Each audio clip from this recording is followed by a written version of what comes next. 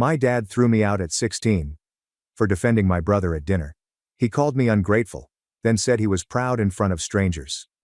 I'm Riley, a 16-year-old stuck navigating his boot camp vibe with my mom and little brother Derek, who's 10, and already better at staying on dad's good side.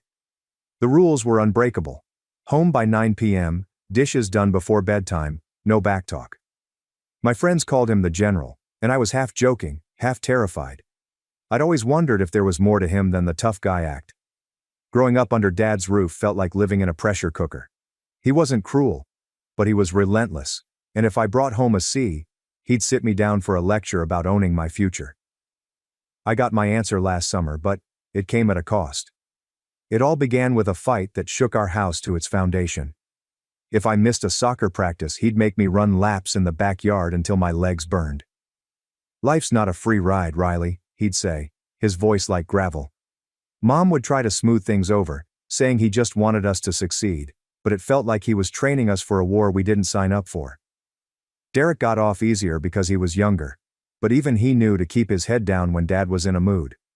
I didn't hate him, but I wished for a moment when he'd just be normal, maybe crack a joke or tell me he was proud without a butt attached. Deep down, I wondered if he even liked us, or if we were just his responsibility.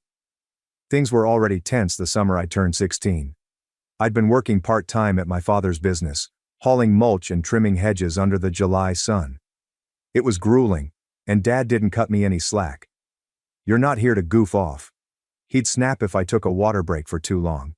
I was saving up for a used car, dreaming of the freedom it would bring. But every paycheck felt like a drop in the bucket. At home, Dad was extra edgy because his business was struggling.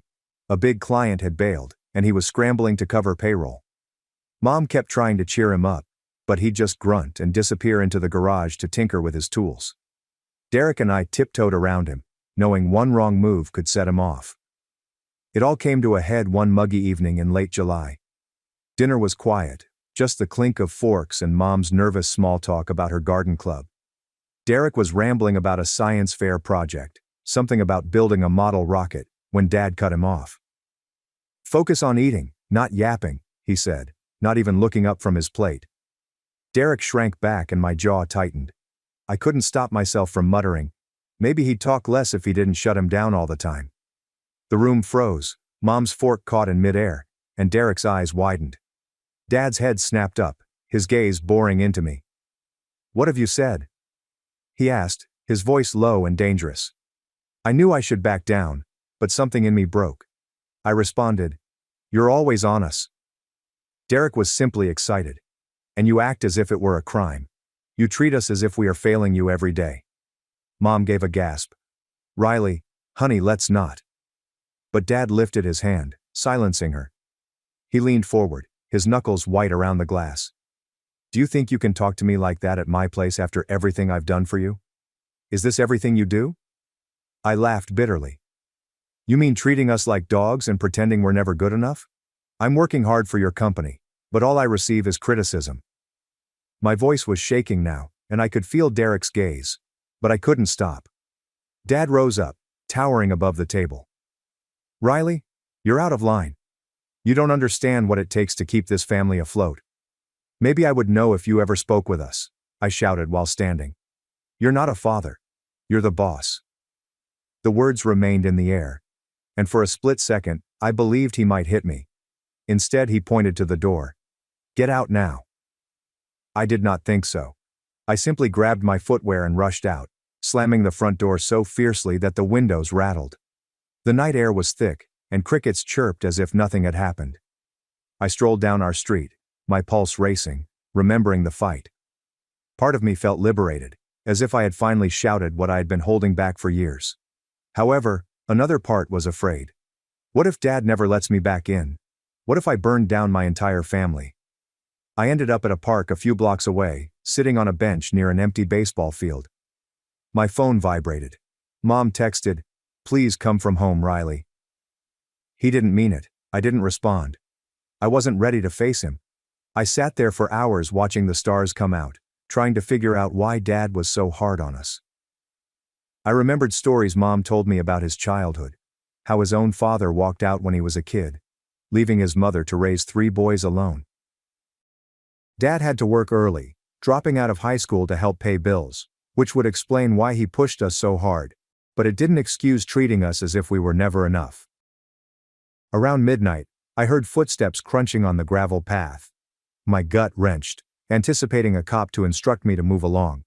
Instead, it was Dad. His work jacket was hung over his shoulder, and he appeared tired, not angry, but simply exhausted. He didn't say anything at first and simply sat on the bench a few feet away. I expected a lecture, but he simply glanced at the field, his hands clasped between his knees. Finally he spoke, his voice as gentle as I had ever heard it. "I used to play ball out here. Shortstop, wasn't half bad." I blinked, surprised. Dad never talked about his past. "Not like that. Why'd you stop?" I inquired cautiously. He shrugged, a faint sad smile pulling on his lips. "Life got in the way. Had to grow up quickly." He stopped and then added, "I didn't want that for you and Derek. This is why I pushed you." Perhaps I pressed too hard. I wasn't sure what to say. This was not the father I knew, who had just kicked me out. He seemed almost apologetic, but I was still angry, still hurt. "You didn't simply shove," I responded, my voice taut. "You made us feel as if we were failing you. Like we're not even your children, but rather projects." He flinched slightly, and I saw something flicker in his eyes. Regret, perhaps. He didn't argue or defend himself. He simply nodded, as if taking it all in. "Come home, Riley," he urged calmly. "We'll talk more tomorrow." I followed him back, not because I wanted to forgive him, but because I was too tired to argue any longer. The stroll was quiet, but not the typical strained silence. It seemed as if we were both trying to find out what happened next. When we returned home, Mom held me so tightly that I couldn't breathe, and Derek peeked out from his door, asking, "You okay?" I nodded, but my mind was spinning. Dad had shown me a crack in his armor, a glimpse of someone other than the general. But I had no idea what to do with it, or if it was even possible. The morning following our fight, I expected the house to feel like a battleground. I'd yelled at my father, called him out in a way I'd never done before, and he'd turned up in the park, not to drag me home, but to actually talk. That soft-spoken guy who mentioned playing shortstop wasn't the father I knew, and I didn't know what to think of him. Half of me wished he meant it, that he'd relax, but another half feared he'd revert to his old ways, yelling orders as if nothing had occurred. I sat in bed staring at the ceiling, wondering if last night was just a fluke or the beginning of something new. The kitchen downstairs was noticeably quieter than normal. Mom was frying pancakes, her normal cheerfulness cranked down, and Derek was scribbling on a napkin, sneaking glances at me as if I were a bomb poised to explode. Dad was sitting at the table sipping coffee, his work boots already on. I lingered in the doorway, half expecting him to begin a sermon on respect. Instead, he looked up and nodded quickly. "Morning, Riley," he remarked calmly, as if we hadn't yelled at each other 12 hours ago. I said good morning and slid into my chair, grabbing a pancake to avoid eye contact. Mom gave me a slight smile, but the air was dense. Everyone is waiting for someone to make the first move. Eventually Dad cleared his throat. "Got a job today at the community center," he added, without looking at any of us. "They need the garden redone. Could use an extra hand." He stopped, then asked, "Riley, you in?"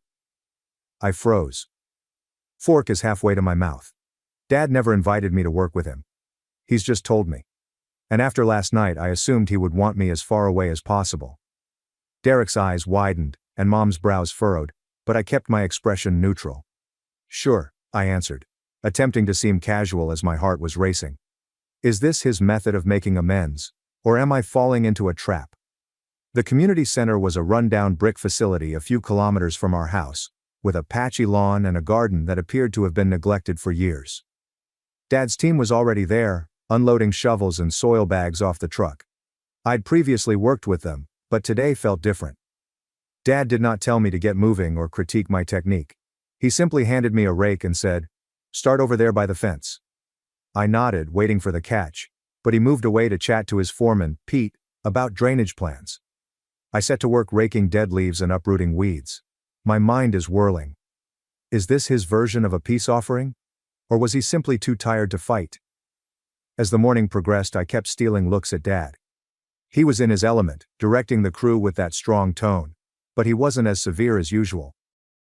He even laughed once when Pete tripped over a hose, a quiet giggle that I couldn't distinguish. Around midday, a woman from the community center emerged. Miss Rivera, who oversaw the after-school programs. She was short with a no-nonsense demeanor, yet her smile was warm. "This is looking amazing, Tom," she told her father. "The kids will love it," Dad said, wiping sweat from his forehead. "Just doing our job," he replied. But I noticed a glimmer of pride in his eyes. Miss Rivera turned to face me, her smile expanding. "You must be Riley. Your father describes you as a hard worker." I almost dropped my rake. "Dad said that about me?" I muttered a thank you, my face heating, and looked at him. But he was busy arranging a wheelbarrow and pretended not to hear. Miss Rivera continued to speak, describing the garden as a secure location for the children, where they could plant vegetables and learn about nature. "It means a lot to have volunteers like you," she explained. And I realized she assumed I was here by choice, not because my father dragged me along.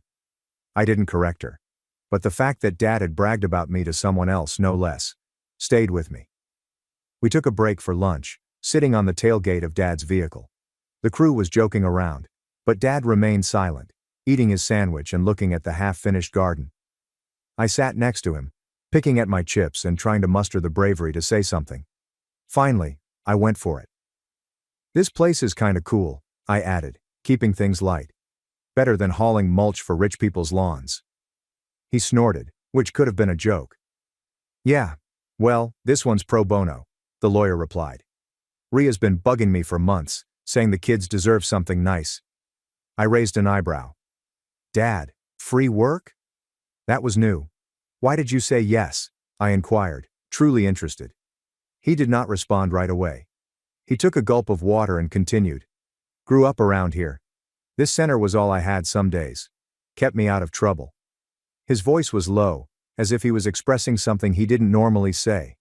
I waited, hoping he'd continue, and after a moment, he did. "My brothers and I would come here after school. Mom was working. Dad was gone. They had an old basketball court out back. He used to shoot hoops until dark." He hesitated, his gaze remote. The place was a dump, but it belonged to us. I stared at him, attempting to picture it. Dad, who was only a few years older than Derek, used to dribble a basketball on a cracked court. He had never talked about his childhood in such detail before. Mom had mentioned his father departing, but Dad always dismissed it as unimportant. I am now hearing him talk about the community center. I caught a glimpse of another. Someone who had been a youngster with hopes, rather than the person who governed our house like a military outpost. "I had no idea you played basketball," I answered calmly, not wanting to scare him away. He shrugged, a little smile pulling at his lips. "It wasn't bad." "Too short for varsity," I joked, and for a little moment it felt like we were just two guys conversing, not father and son about to butt heads. But Pete called him over to verify some measurements, and the moment had passed. I returned to work, my mind ringing. Dad had opened up a little, and it was bothering me. I wanted to think he was trying, but years of his tough man persona had me skeptical. What if this was only a one-time occurrence, and he went back to yelling the next day? The afternoon became busier. Miss Rivera enlisted the support of a group of summer program participants, who primarily ran around, tossed dirt, and asked a million questions. Leo, a thin child of about 8, seized onto me and followed me around like a shadow. He said, "You're strong," as I hauled a bag of soil. "I bet you can lift a car." I grinned, flexing slightly. Perhaps a small one. Leo chuckled and pointed to Dad, who was instructing another kid how to plant a seedling. "Is that your father?" I looked over and thought he was terrifying. Dad was stooped down, his large hands gently stroking the ground around a small plant. His face was concentrated, but not stern. "Yeah," I answered. "But he's not so bad." Seeing Dad with those kids seemed strange. He wasn't barking orders or yelling at them for messing up. He was patient, explaining how deep to dig, and even smiling when one girl splattered muck on his clothes. Leo started chatting, explaining how he came to the center every day because his mother worked late. "Miss Rivera is nice, but I wish we had a real garden," he stated. "My grandmother used to grow tomatoes." I nodded, recalling what Dad had said, and how this land had been his lifeline. Maybe that's why he came here, to give back what he'd lost. By the time we finished, the sun had fallen, and the garden was beginning to take shape. Clean rows of soil, a few seedlings, and a cleared area for a bench. Miss Rivera thanked us, her eyes beaming as if we had given her the moon. Dad only nodded, but I knew he was happy.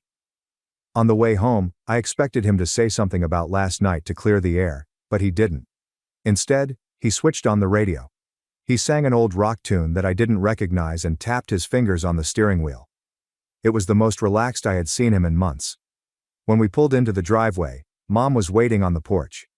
Derek kicked a soccer ball close. "How did it go?" she inquired, her tone hesitant, as if she were testing the waters. Dad said, "Fine," and then glanced at me. Riley did well. My jaw almost hit the ground. A compliment from Dad without a buttock attached. Mom smiled, and Derek dashed over to inquire whether I noticed any exciting tools. I ruffled his hair while still processing. Dad turned around before heading inside. "We're going back there tomorrow," he said. "You coming?" It wasn't a command, more of a question. I nodded. "Yeah, I'm in." That night, I lay in bed, repeating my day. Dad in the community center, talking about his childhood and laughing with the youngsters. It was like meeting a stranger who had my father's face. But I was not naive. One day did not erase years of him being harsh on us, making me feel like I was never enough. Still, something had changed, as if a door had cracked open. I wasn't sure if he'd leave it open, or if I'd have the courage to walk in. I only knew that I wanted to try for the first time. The next few days at the community center were like entering a parallel universe. Dad remained stiff, harsh, concentrated, and quick to call out anyone who slacked off. Yet there was an undercurrent. Something softer that I couldn't quite pinpoint. After our battle and that night at the park, I noticed a fracture in his armor. Working with him on the garden project was expanding it. He wasn't suddenly all warm and fluffy, but he was distinct, less like the general, and more like a guy attempting to meet me halfway. I kept waiting for the other shoe to drop, for him to return to his old habits. But each day at the center eroded my misgivings, and I began to see glimpses of a man I'd never met. We spent every morning at the center that week, gradually beautifying the garden. The crew brought in new soil, constructed gravel roads, and created raised vegetable beds. I was on seedling duty, planting tomatoes and peppers under Miss Rivera's supervision. The summer program kids were constantly around, which made things crazy, but also enjoyable. Lo, the 8-year-old who had described Dad as intimidating, was my unofficial sidekick, talking about everything from superheroes to his grandmother's food. "You think these tomatoes will be as good as hers?" he inquired one day, digging at the earth. "Better?" I asked, smirking. "We're pros," he said, laughing. And I noticed Dad observing us from across the garden, with a slight look of approval on his face. That nod stuck with me. Dad didn't give out praise very often, and when he did, it was usually backhanded, like, "Not bad, but you could have done it faster." But lately, he's been different. The day before, when I figured out how to fix a wobbly trellis without being asked, he'd clap me on the shoulder and say, "Good thinking, Riley." The center wasn't just changing how I saw Dad, it was showing me a side of him. I'd spent years chasing his approval, and now that it was coming without strings, I wasn't sure how to deal with it. Miss Rivera pulled him aside one afternoon to talk about adding a small fountain, something about it being calming for the kids. I was nearby stacking bags of mulch close enough to overhear, and she said, "This place hasn't looked this good since I was a kid." Dad shrugged, his usual response, but he stayed, his voice low. "I'm just glad it's helping," he said. Miss Rivera smiled. "It's personal for you, isn't it?" Dad hesitated, then continued. "Yeah. I owe this place a lot." I froze, my hands motionless on the mulch bag. He'd hinted at his connection to the center before, but hearing him admit it to someone else felt different, like if he was telling her a secret. I wanted to question him more, but the time passed, and he went back to supervising the team, but his comments stayed. That evening, as we drove home, I took a gamble. "You said you owe the center." I started keeping my eyes on the dashboard. "What do you mean?" He tightened his hold on the steering wheel, and I thought he was going to shut me down. But then he let out a long, heavy sigh. When I was a kid, things were difficult, he added. My mother worked 2 jobs. My brothers and I spent a significant amount of time alone. This area used to be nothing more than a rec room and a busted court. It provided us somewhere to go and kept us from going wild. He looked at me, his eyes softer than usual. Miss Rivera was one of the counselors then. She wouldn't let me quit. I blinked, attempting to picture it. Dad. My tough-as-nails father. As a scrappy boy who required someone like Miss Rivera to keep him in line. I found it difficult to comprehend. You never told us that, I said quietly. He snorted a half-laugh. It's not exactly a bedtime story, Riley. But he didn't sound furious, just worn, as if holding that memory was more than he let on. I wanted to press to find out what else he'd withheld from us, but something urged me to let it go. For now, this was sufficient. Back home, things remained a little weird. Mom was thrilled. Dad and I were getting along, but Mom continued watching us as if she was expecting another fight. Derek was his typical self, alternating between homework and begging me to play video games. But even he sensed the change. Dad's not yelling as much, he said one evening, stretched on the couch. I ruffled his hair and chuckled. It's weird. Yeah, odd is one term for it, but it was also hopeful, which worried me. Hope made you vulnerable, and I wasn't sure I was ready to trust Dad's new side. The following day at the center, things were intense. The paving stone delivery arrived late, and the crew was hurrying to complete the paths before Miss Rivera's large community event the next weekend. Dad was in full foreman mode, but he wasn't snapping at anyone. Instead, he was moving quickly, double-checking measurements, and helping with the hard lifting. I was moving stones with Pete the foreman when he leaned over and remarked, "Your old man's different this week. You do something to him?" I shrugged. I am not sure how to respond. Maybe he is just in a good mood. Pete laughed. Tom is in a good mood. That is a first. But Peter was correct. Dad was different. When one of the younger crew members dropped a stone and broke it, I expected him to lose it. Instead, he simply answered, "He happens. Grab another one." The guy was as surprised as I was. Later, when Leo and a few other youngsters tried to help by carrying tiny pebbles, Dad didn't push them away. He crouched down and demonstrated how to properly lay the stones. His speech is patient, almost compassionate in this situation. "See?" he murmured, directing Leo's hands. "It needs to be strong." Leo smiled, and I felt a pang in my chest. This was the dad I'd always wanted, but watching him with strangers' children made me both jealous and proud. That afternoon, Miss Rivera served lemonade to everyone, and the youngsters raced around giggling and splashing each other. Dad and I sat on a bench to gather our breath. He remained quiet, watching the chaos with a faint smile. "Reminds me of the old days," he remarked almost to himself. "You and your brothers?" I inquired, sipping lemonade. He nodded. "Yeah, we'd make a mess and drive the counselors crazy, but they never kicked us out." He hesitated, then continued. "Made me believe that I could be more than simply another screw-up." His words struck me hard. Dad. A screw-up. The guy who ran a business, kept our family fed, never missed a bill. It didn't add up. "You're not a screw-up," I murmured, the words coming out before I could stop them. He gave me a shocked look before laughing softly. "Thanks, kid." But I got near. He didn't clarify, and I didn't press. But that moment, sitting there with lemonade and the sound of children laughing, felt like the closest we'd ever gotten. By Friday, the garden was practically complete. The beds had been planted, the walkways had been marked, and Miss Rivera was ecstatic about the event. A ribbon-cutting event with food and music. She kept thanking Dad, who simply waved her off. However, I could see he was proud. That night while we were cleaning up, Leo came up to me with a tiny tomato plant in a pot. Miss Rivera replied, "I could give this to you," and he put it into my hands for being amazing. I chuckled and ruffled his hair. "You are quite fantastic yourself." Dad was close, coiling a hose, and he looked over, his eyes crinkled at the corners. "Better take care of that," he responded. "Leo's counting on you." As I drove home, I clutched the plant on my lap, feeling strangely protective of it. Dad was humming along to an old radio song about rambling men.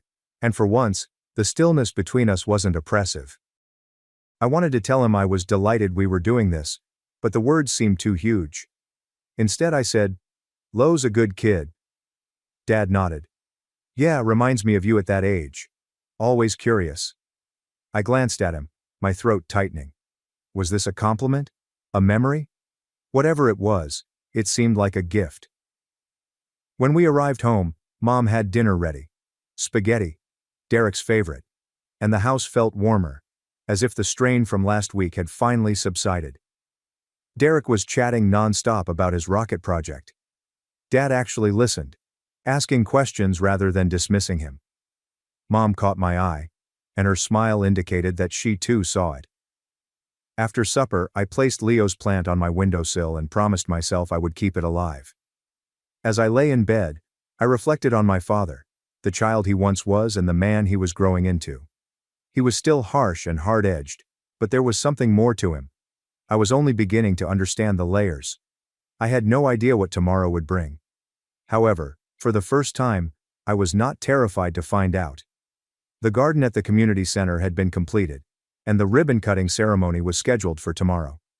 I had spent the entire week working alongside Dad, catching glimpses of a guy I barely recognized. Someone who joked with children, shared stories from his history, and even threw me a compliment or two without lecturing me. It was as if the battle we'd had, the one that sent me screaming out to the park, had sparked something in him. But I was not naive. Dad was still the one who dominated our house with an iron hand, and made me feel like I was never enough. As we approached the weekend, I wondered if this new side of him would endure, or if it would fade like a mirage once the project was completed. What I didn't expect was that the next several days would reveal more of my father than I'd ever seen, forcing me to determine what kind of son I wanted to be. Saturday mornings were crazy. Volunteers were busy setting up tables, stringing lights and transporting food trays for the occasion. Miss Rivera was everywhere, directing traffic with a megaphone and a smile, as children from the summer program rushed around, half helping, half causing havoc. Dad's crew was there putting the finishing touches on the garden, smoothing gravel walks, watering seedlings, and assembling a wooden bench as a surprise. I was tasked with putting up signs pointing to the new garden, my hands sticky with tape and sweat. Every time I looked at Dad, he was moving, carrying tools or talking to Miss Rivera, with a focused but relaxed expression. He seemed happy in a way that I wasn't used to. Leo, my pint-sized shadow, discovered me as I struggled with a crooked sign. "Riley, will you come to the party?" he inquired, bouncing on his toes. "Going to have cake?" I giggled while adjusting the sign. "Don't miss it, mate. Will you save me a piece?" He nodded sincerely, as if it were a holy pledge, before darting off to chase a butterfly.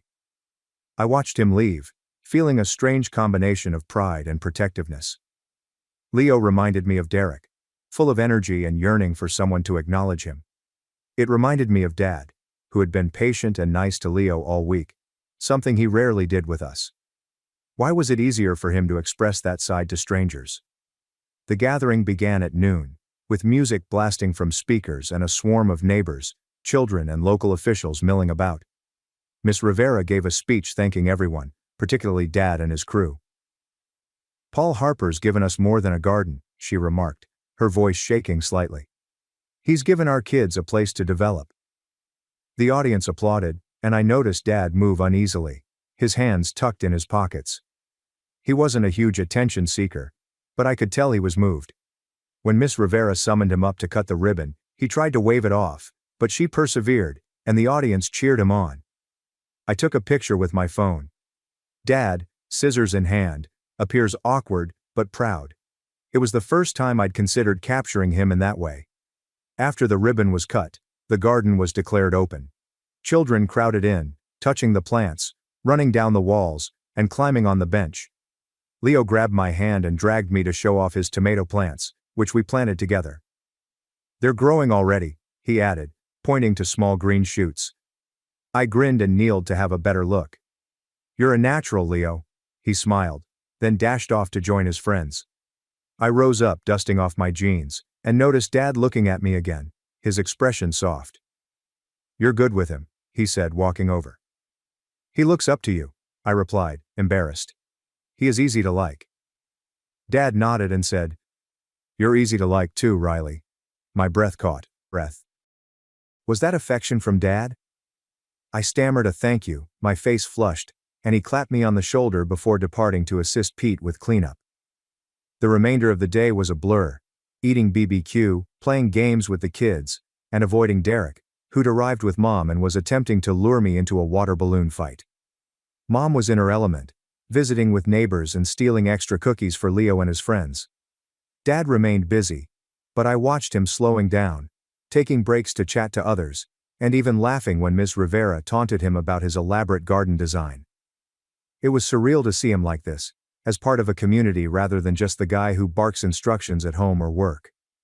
I kept thinking about what he'd said about owning the center, and how I needed a place like this as a kid. It left me wondering what else I didn't know about him. As the sun sank, the gathering came to a close, and the majority of the attendees dispersed. Miss Rivera drew me aside as I was stacking chairs. "Riley, I need a favor," she explained, her eyes serious. "Marcus is a kid who has been coming to the facility for years. He's 14. He's a good child, yet he is suffering. I could use someone to talk to. Maybe show him the ropes in the garden." I paused. I was not a counselor, just a high school student. But her expression was so genuine. And I thought about Leo and how much he looked up to me. "Sure," I replied. "I can try." She smiled with relief. "Your father said you'd be wonderful for it. He is proud of you, you know." My stomach flipped. Dad is quite proud. He had never said it outright. Not like that. I nodded, too astonished to respond, and returned to stacking chairs, my mind spinning. That night at home, the house felt strange. Warmer, as if the air weren't as heavy. Mom hummed in the kitchen. Derek was sprawled on the couch, while his father was fiddling in the garage as usual. I went out to see him, which I hadn't done in years. He was cleaning his tools, and the radio was playing an old country tune. I leaned against the workbench and watched him work. "Today was cool," I admitted, testing the waters. He glanced up and nodded. "Yeah, Rivera runs a good show." I took a deep breath and went for it. "You didn't have to do all of that, including the garden, for free. Why would you care so much?" He set down his rag, his hands quiet for a moment. "I told you I owed that place," he added quietly. "But it is more than that.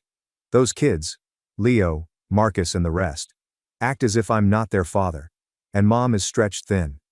I didn't have somebody to teach me how to be a guy. We had to figure it out the hard way."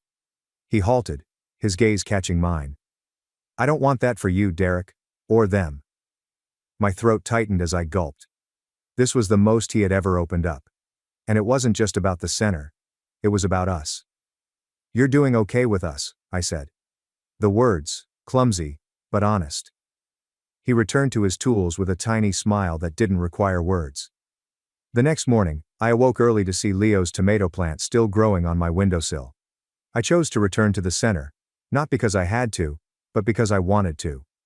Marcus was there, a lanky lad with a reserved expression, kicking a soccer ball against the wall. I introduced myself, feeling embarrassed, but he nodded, and we ended up planting several more seedlings together. He didn't say much, but when I showed him how to space the plants, he paid attention and mimicked my movements. It felt wonderful. Like I was passing on what Dad had taught me, even if he hadn't intended to.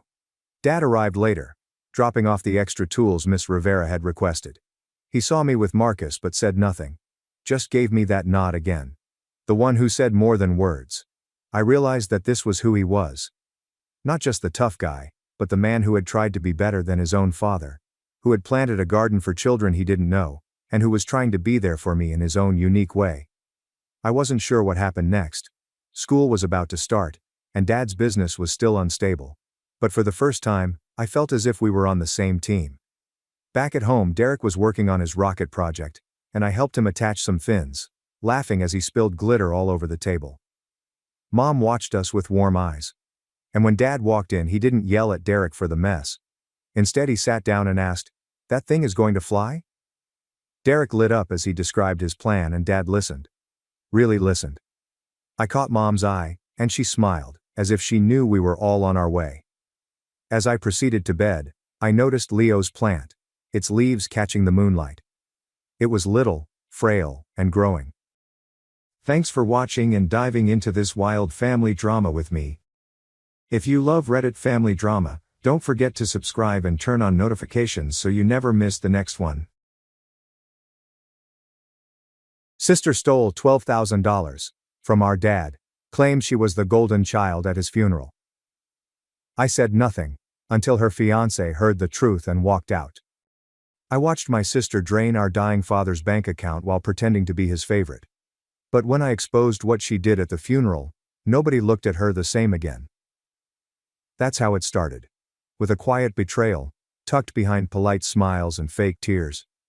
And for once in my life, I wasn't going to let it slide. People talk a lot about grief, about the stages, the sorrow, the way it hits you out of nowhere. But no one tells you what happens when grief collides with family politics, with secrets, with money. Because when money enters the picture, grief isn't just grief anymore.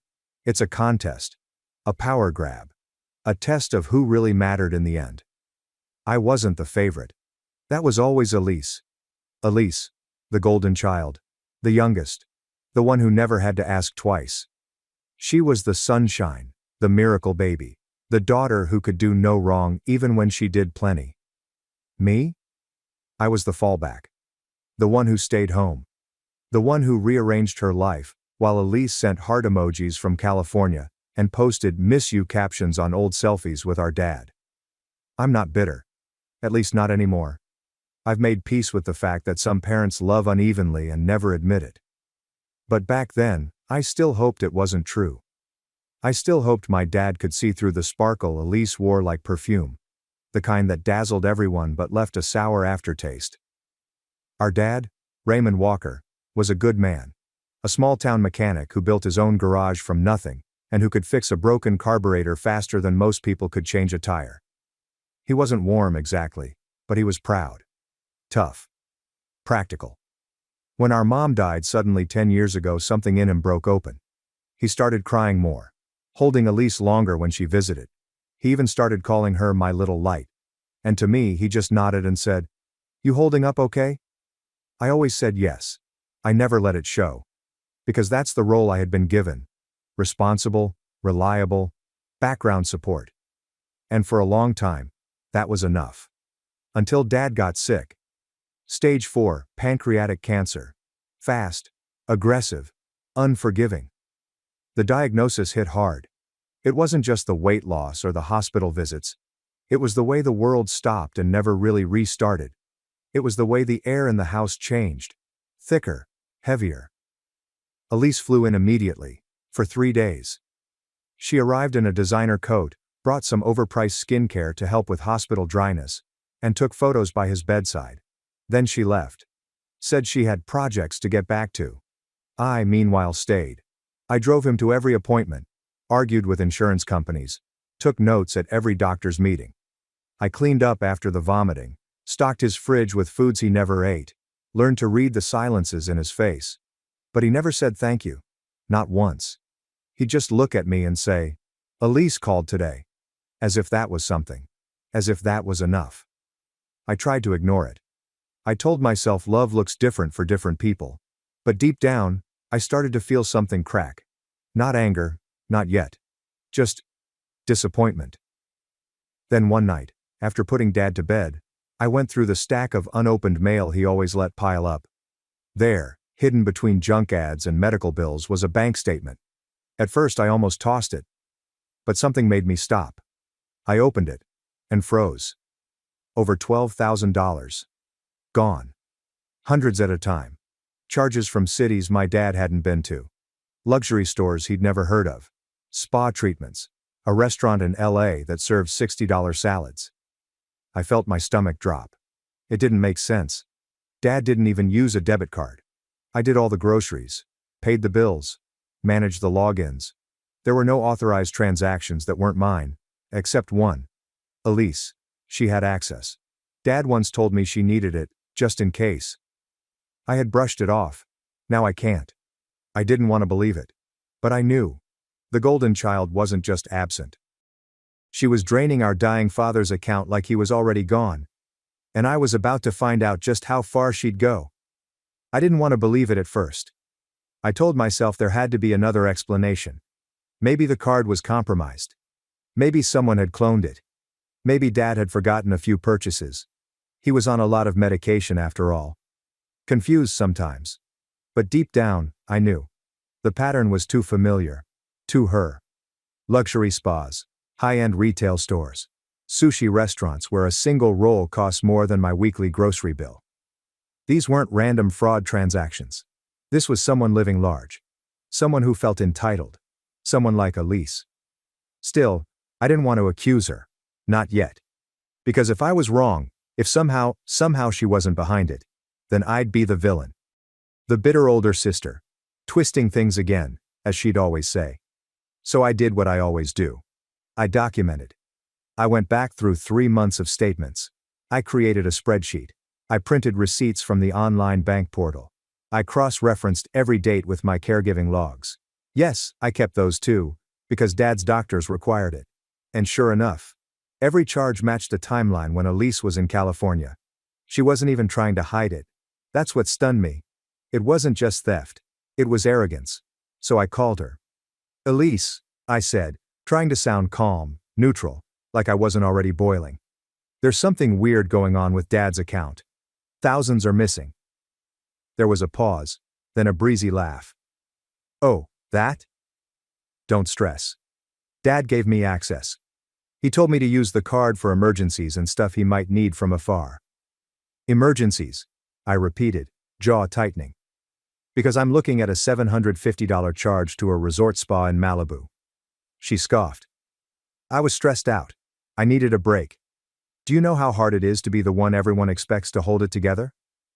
Hold it together. She hadn't even been here. I was the one who canceled shifts, who watched our dad cry after chemo, who held a bowl to his mouth when he couldn't keep water down. But in Elise's world, being expected to post a sympathy emoji once a week made her the victim. Okay, I said carefully. But this is his money. He needs this for treatments. Meds. Rent. Elise didn't even hesitate. He's not gonna need it much longer, let's be real. I couldn't speak. I actually couldn't find words for a few seconds. I just stood there, phone pressed to my ear, listening to my sister admit, flat out, that she was spending our father's money under the assumption that he was going to die soon anyway. And she didn't even sound sad about it. Elise, I said finally, voice shaking. Do you even hear yourself? You're stealing from a dying man, our father. No, she snapped back, suddenly defensive. I'm claiming what I've earned. Do you have any idea how much pressure I'm under? How many people rely on me emotionally? You think it's easy being the one who makes Dad smile when he sees me? You think that's not work too? That's when I realized. She believed it. She truly believed that her charm, her ability to show up twice a year and draw all eyes to her, was equal in value to the months I'd spent watching life drain from our father's face. That her phone calls and selfies somehow canceled out everything I had done. It wasn't just selfishness. It was delusion. So I hung up. Quietly. No screaming. No dramatic declarations. And then I called the bank. I froze the account. Changed the login. Set alerts for every transaction. The rep on the phone was sympathetic, especially after I explained the situation. Elderly abuse isn't always bruises or bruised egos. Sometimes it looks like your sister helping herself to what isn't hers, and convincing herself it's justice.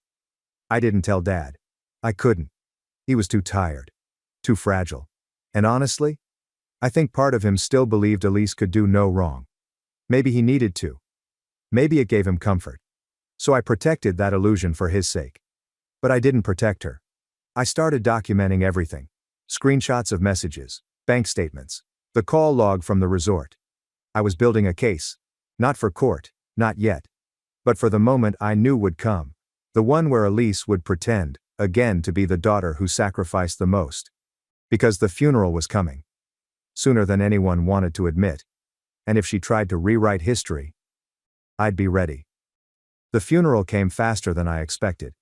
No matter how much you prepare, the meetings, the paperwork, the medical calls, nothing prepares you for the moment they zip the body bag, and you realize that's it. There are no more, I love yous. No last-minute forgiveness. No second chances. Just silence. Dad passed quietly in his favorite flannel shirt on a rainy Tuesday morning. I was holding his hand. The room smelled like lavender from the diffuser I kept near his bed. The nurse said he went peacefully. I hoped she was right. I didn't cry right away. I didn't scream. I didn't collapse. I just sat there, numb, with his hand in mine, feeling the warmth slowly fade from his skin. Elise flew in that night. Hair freshly done. Designer boots. Oversized sunglasses even though it was cloudy. She brought her fiancé Kyle, who didn't say much, just held her bag and looked vaguely embarrassed to be there. I hadn't spoken to Elise since the call. I didn't confront her again, not directly. I had my proof. I had my plan. I wasn't going to waste energy arguing with someone who had already shown me who she was. This wasn't going to be a fight. It was going to be an unveiling. The service was beautiful.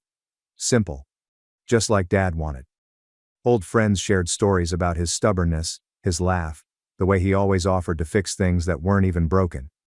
It was strange hearing people talk about him like he was a memory already. But comforting too. Then came the reception, held at the local community center.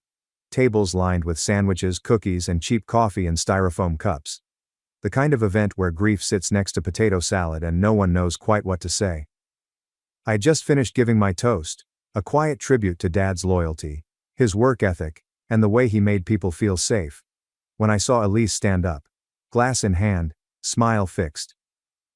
"I'd just like to say a few words," she announced, tapping the rim of her wine glass like she was giving a wedding toast. I froze. This was it. The moment. She launched into a performance worthy of an award show. "I gave up so much to be here for Dad," she said, voice trembling just enough. "He was my rock. My biggest supporter. And even when I was far away, he always said I was his light." A few people nodded. Some even looked teary-eyed. I could feel my chest tighten. "I held his hand during some of his worst moments," she continued. "I was the one who brought him joy during those last months.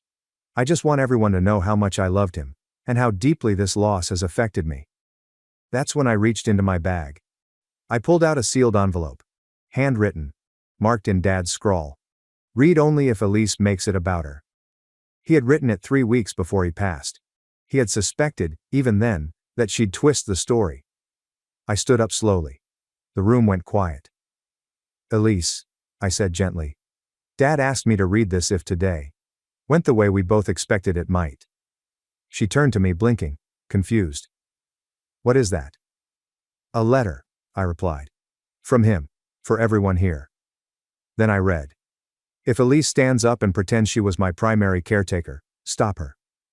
She stole from me. Over $12,000. She used my card while I was dying and lied about it. I didn't confront her because I didn't want to die angry, but I don't want anyone fooled. My oldest daughter, the one who stayed, who sacrificed, who sat through every treatment. She's the one who was there for me. Elise, I love you. But the truth matters more than appearances. Please sit down." Silence. You could have heard a pin drop. Elise's face went pale. Her jaw tensed. Kyle slowly turned toward her, a storm cloud forming in his expression. Aunt Marlene whispered, "My God." Uncle Dave folded his arms. No one clapped. No one defended her. They just looked. Looked at her like they were seeing her for the first time, and not liking what they saw. Elise opened her mouth as if to argue, but nothing came out. She sat down hard, her wine glass rattling against the table. I folded the letter, placed it back in the envelope and returned to my seat. No dramatic explosion. No screaming. Just silence. The kind that carries more weight than words ever could. That was the day Elise stopped being the golden child. And for the first time in my life, I wasn't invisible. 6 months have passed since the funeral. I don't visit Dad's grave every week, not out of neglect, just because I don't feel like he's there. He's in the garage where he taught me how to change a tire. He's in the chair by the window where he read the newspaper every morning, mumbling about the weather like it owed him something. He's in the smell of motor oil, and the sound of country radio humming low in the background. Grief hasn't left. It just changed shape. Some days it walks quietly beside me. Other days, it punches me in the gut out of nowhere. But I can breathe now. I can move without flinching. After the letter was read at the reception, the ripple effect was immediate. Elise didn't speak to anyone for the rest of the day. She vanished before the dessert trays were cleared, dragging her stunned fiancé Kyle out the side door. I heard she tried to reach out to a few cousins later that week, spinning her version of the story, claiming the letter was forged, that I was bitter and manipulative. But the thing about Elise is, she spent so long building her image, she never realized people were already watching the cracks form. That letter didn't shatter her reputation. It simply confirmed what many had quietly suspected for years. Kyle reached out to me a week after the funeral. His message was short, measured. He thanked me for handling things with dignity, said he was sorry I had to carry the burden alone, and that he had broken off the engagement. Apparently, Elise had been hiding more than just her spending habits. Credit card debt, a second social media account she used to flirt with old flames, even a small personal loan she took out in his name without telling him. Something he only discovered when he tried to refinance his car. "She's not who I thought she was," he wrote, "but I'm glad someone finally stood up to her." We didn't stay in touch after that. We didn't need to. Some people enter your life to confirm a truth and then quietly leave. As for the rest of the family, silence speaks volumes. Aunt Marlene removed Elise from the family group chat. No warning, no explanation, just gone. Uncle Dave, who once boasted Elise was going places, now crosses the street when he sees her in town. Even Grandma June, who doted on Elise like she was a living saint, called me crying 2 weeks after the funeral. "I didn't know," she said. "I thought you were just quiet. I didn't realize you were carrying all that." I told her it was okay. Because in a strange way, it was. I wasn't angry anymore. Just tired. But in that exhaustion, something new began to bloom. Clarity. I used part of Dad's remaining funds to pay off the last of his hospital bills. The rest I put into a savings account. Not for me, but for a life I'm finally starting to imagine for myself. I signed up for night classes, started painting again. Sometimes I even sleep through the night without dreaming of hospital beeps or whispered arguments in hallways. The house feels different now. Lighter. Like it can finally breathe again. Sometimes I sit in the garage, surrounded by rusted tools and half-finished projects, and just exist. I run my hand along the old workbench, trace the initials Dad carved into the wood when he was 16. He left behind more than bills and memories. He left behind proof that I mattered, that I was seen. That letter changed everything. It didn't bring him back. It didn't erase Elise's betrayal. But it gave me something I never thought I'd get. Validation. I don't think Elise will ever apologize. I don't think she believes she did anything wrong. In her world, being adored always came first. No matter the cost. But for the first time in my life, I'm okay with letting go. I let go of needing her to change. I let go of waiting for her to say thank you. I let go of the part of me that thought I had to earn love by staying silent. Last week I visited Dad's grave again. I didn't cry. I just placed a small wrench on the headstone, one from his old toolbox, and whispered, "I got it from here." Then I walked away. And this time, I didn't look back. Thanks for watching and being part of the drama. Don't forget to subscribe and hit the bell so you never miss a wild news story. Facing the truth, discovering my fiancé's deception, just 2 weeks before our wedding and the consequences that follow. I really have to get this off my mind. I feel like I'm going crazy. For around 6 years, engaged for one, my fiancée Sarah and I have known each other. Our wedding is set for just 2 weeks, and I recently saw something that makes me feel as if I am making the worst mistake of my life. Sarah and I were using tonight a rare chance to unwind at home. While I was out back working on one of my projects, Sarah was in the kitchen preparing dinner. Anyway, as you do when working hard, I became thirsty and returned home to grab a drink. There Sarah was at the counter cooking supper and speaking on speakerphone. The voice caught me right away as Marty, my brother-in-law. This is now where my thinking goes completely distorted. Having been attempting to get in touch with her and she is not responding texts, Marty questioned Sarah where her sister, Evelyn, is. "She just left here. She should be home in a half hour or so. Sarah says to him. It should be mentioned that Evelyn is the 5-year-old wife of Marty. I have to admit that I went into the kitchen, got a glass and asked Sarah, what was that all about? Not right once registering what she had just said. She said, Marty was looking for Evie. Seeing her texting, I inquired, what are you doing? She says, I'm texting Evie that Marty was looking for her. Still, I pour myself a drink, settle down, sip, and then at last my brain kicks in. First of all, I heard Sarah tell Marty Evelyn was here. Evelyn was not here. The last time we saw her was yesterday when she visited to work on some last-minute wedding decoration with Sarah. Second, when I clearly heard Marty mention Evelyn wasn't responding to her texts, why is she texting Evelyn expecting a response? Finally, unless she either knows where she is or right now in front of me, texting her to tell her to get her butt home fast, why the hell would she tell Marty that Evelyn should be back in 30 minutes? My only conclusion is that Sarah is presumably alerting Evie that Marty would expect her home in half an hour and is lying to Marty about the location of her sister. Then I spent probably the next 5 hours creating several theories explaining this behavior. Some decent, some absolutely terrible. And running them back in my thoughts. Though I wanted very badly to ask Sarah about this, I doubted I would get a straight response if what I believe to be happening is indeed happening. Which gets me roughly 1 hour ago. About 1 in the morning, I got up to use the loo and found myself driven to check Sarah's phone. Knowing each other's pins, this wasn't a challenging task for us. Still, I took the phone, went to the restroom, unlocked it, and yep, exactly what I was terrified of and most likely what most of you were hoping for. For approximately 6 months, Sarah's sister Evelyn has been having an affair with a coworker. Sarah has been helping Evelyn hide it for practically that whole period. Between them, there are literally hundreds of books covering sex, the coworker, even quite embarrassing topics about my brother-in-law, just stuff that makes my stomach turn. And here is my soon-to-be bride following all of it without questioning. I grabbed some screenshots of the whole thread, put the phone back where I discovered it, and then withdrew to my home office to find myself here blogging it all out on Reddit just so I can avoid the primal scream that wants to come out of my mouth right now. I am exactly 100% screwed, Reddit. I just cannot do it. I cannot marry Sarah. Regarding helping her sister in this affair and victimizing not just Marty but also their 2-year-old kid, I cannot conceive of any logical justification she could present me. On the other hand, my family, Sarah, her family, and I have all invested a lot of money into a wedding scheduled for about 2 weeks. We are not receiving any of that money returned. On top of that, I feel completely dumb. How could I have missed knowing this woman was this way? And just what the devil am I going to do? I most definitely cannot marry her. Still, I still wish. She is gorgeous, laid back, compassionate, and I felt our future was bright. She never wronged me, but I just cannot view her the same today. It like a large black blot on a lovely image. I'm genuinely dreading doing what I know I need to do. I simply don't know how the heck I got this so wrong.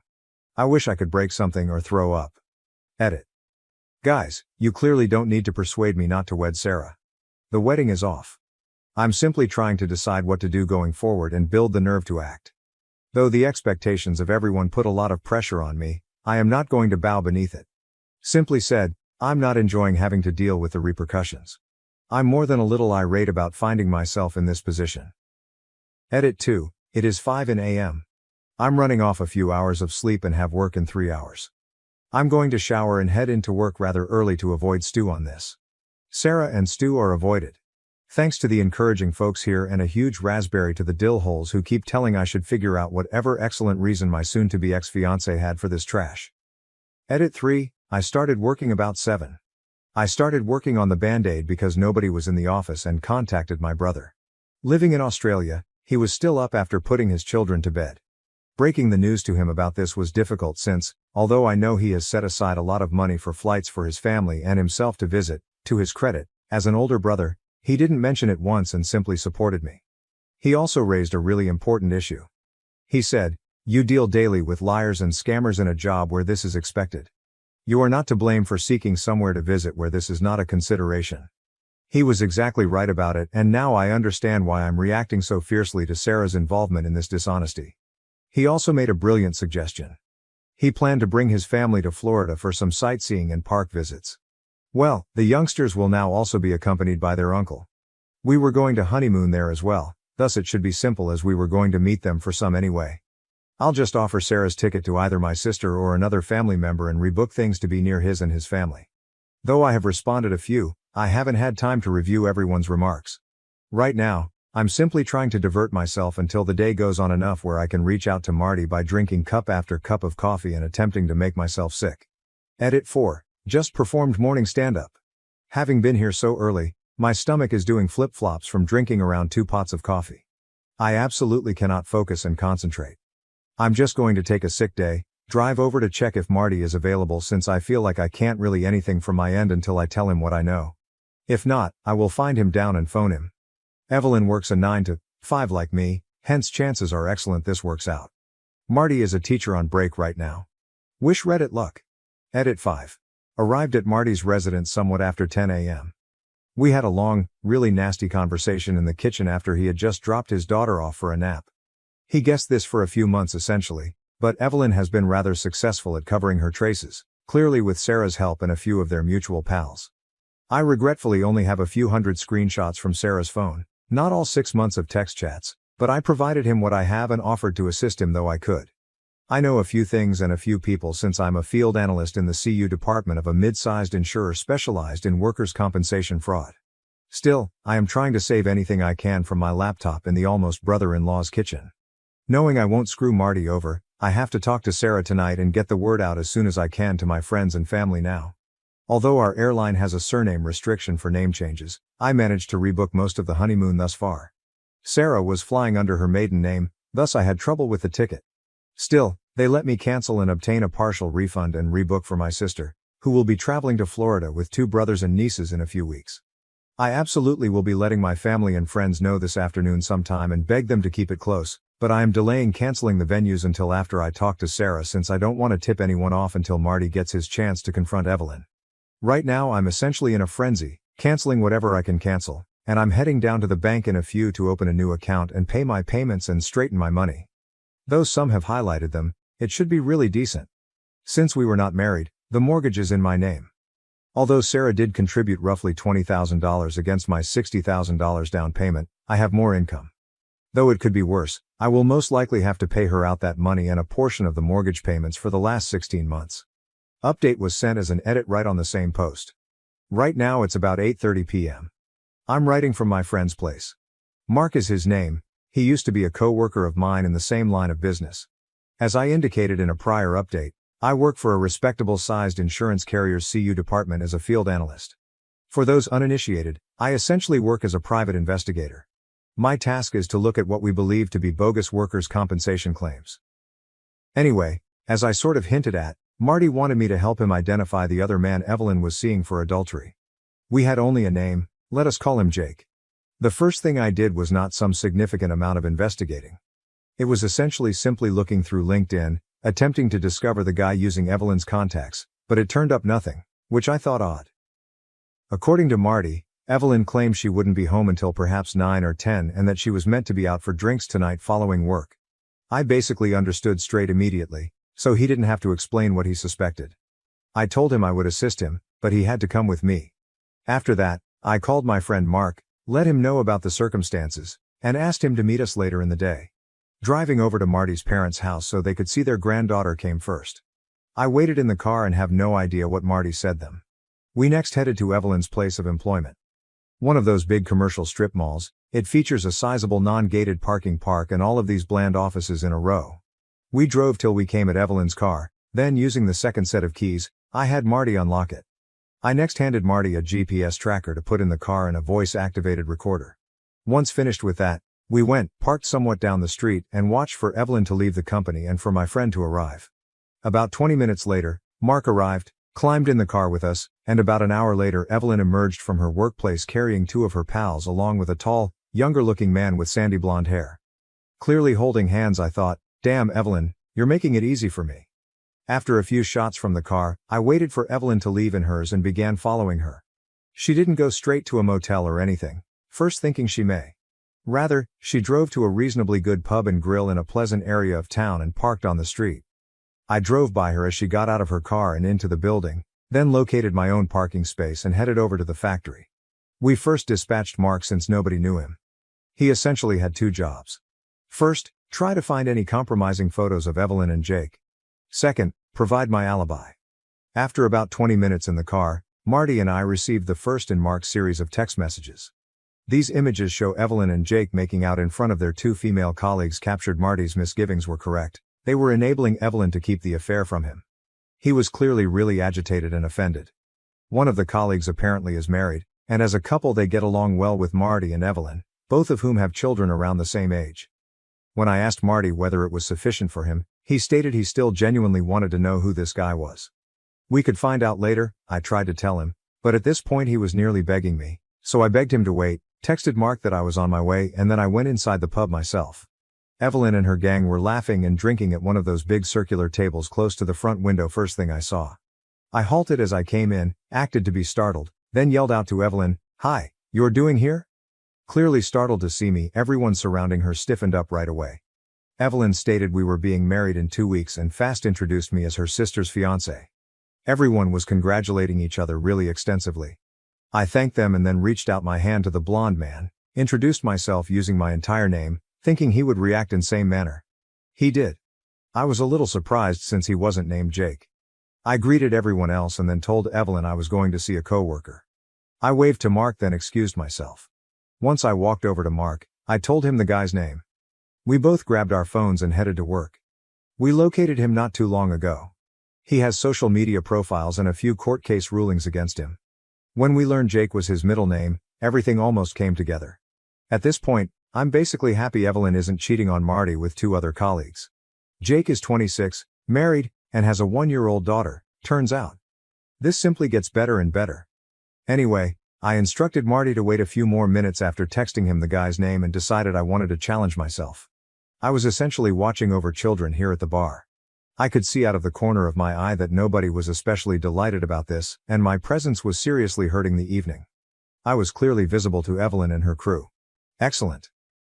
About 10 minutes later, I informed Marty to text Evelyn saying he was spending the night at his parents' house with their daughter. Not long after that, I found Evelyn pulling out her phone to show Jake, then everyone decided to pack up. Good night. Evelyn came over to me and asked whether Sarah and I wanted to visit for dinner this weekend. I grinned and wished her and her colleagues a happy night. That sounded like a terrific idea. After Mark and I paid our payment and ran back to the waiting Marty, we watched them go. Here there was some uncertainty since we were unsure of Evelyn's actual behavior. I had thought she might have already reserved a hotel room and was on her way, which would have greatly reduced my options and complicated everything. It turns out though, that tonight was most likely meant to be just drinks at the bar. It wasn't until Marty chose to spend the evening at his parents' house that it became anything more. Evelyn headed straight home, and we trailed behind her, parking down the street and keeping out of sight. Not long after that, another car drew into Marty's driveway. We watched Jake get out, approach the door, knock and be met by Evelyn. They entered together. At this moment it's roughly 7:30, and tonight I have personal business to attend to. As a friend, I believe I have done rather nearly all I could have for Marty. He can manage the remainder alone. I mean, I feel awful for the guy, absolutely, but I don't want to participate in this drama any more than I already do. Given my circumstances, it seems excessive for me to be the wingman for him facing his cheating wife. Marty says it's good, he will do the rest himself. Evelyn, perhaps he is more of a man than you could have imagined. He visits Evelyn's automobile, picks my equipment, and we say farewell. That was practically 2 hours ago. My phone hasn't been blowing, hence I'm not sure what's going on with Evelyn. I did get one text message from Marty indicating it was done and he was heading to his parents' place for real this time. Ever then, I have been at Mark's. That sums up my role in Marty's narrative essentially. He entered the house recording with his phone if he was wise and followed my counsel. Later on I will find out. Still, my first focus is getting home to tell Sarah the wedding is off. She almost certainly will take it poorly, there is no way she won't. But as I mentioned, right now I simply cannot get married to her.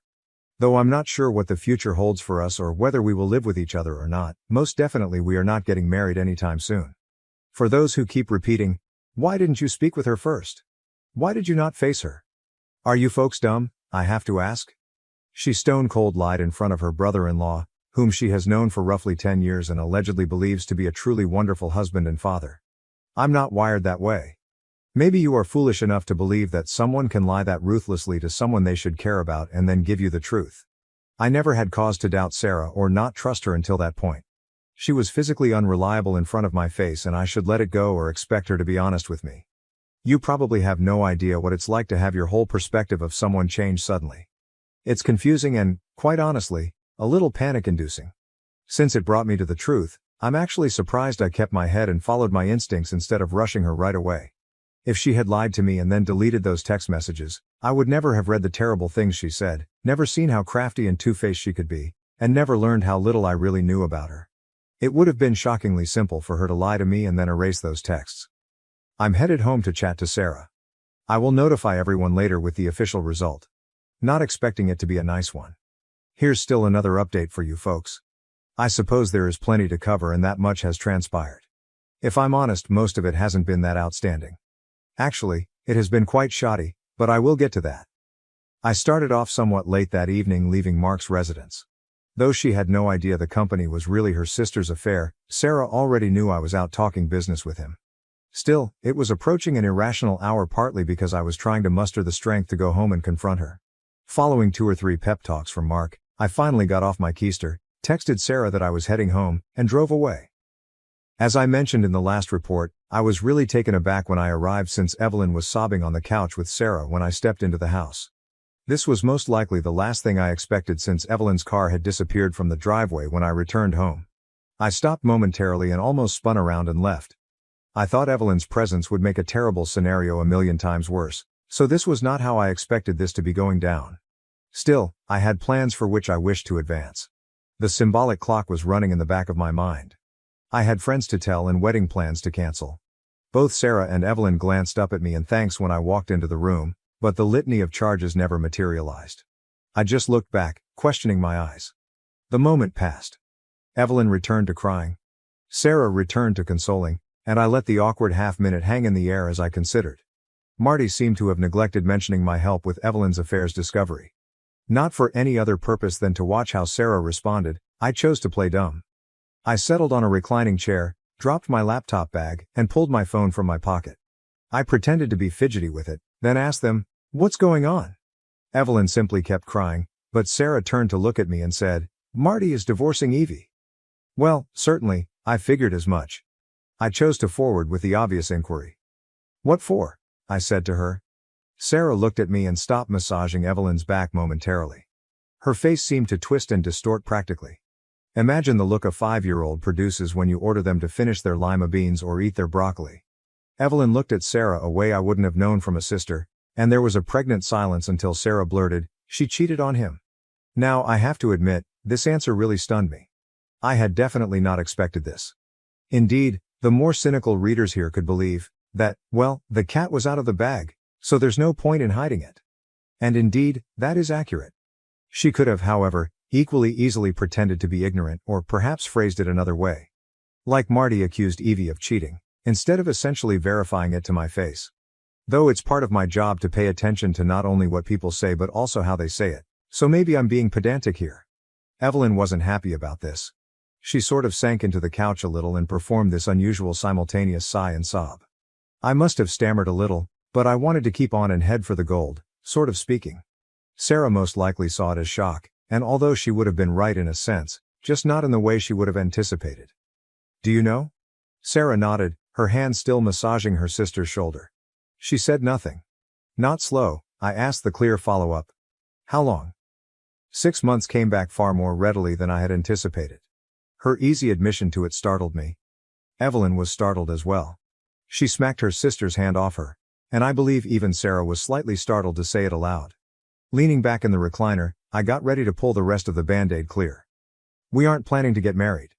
From both sisters, there were 2 looks like surprised goats and a chorus of "what?" Rising, I repeated myself, "We're not getting married. Not for 6 months especially. I cannot wed someone who would hide infidelity." Sarah jumped off the couch and opened her arms. The body language screamed, "You can't be serious." But I merely put my palms in front of myself. "I take this seriously. Not little, I dislike this.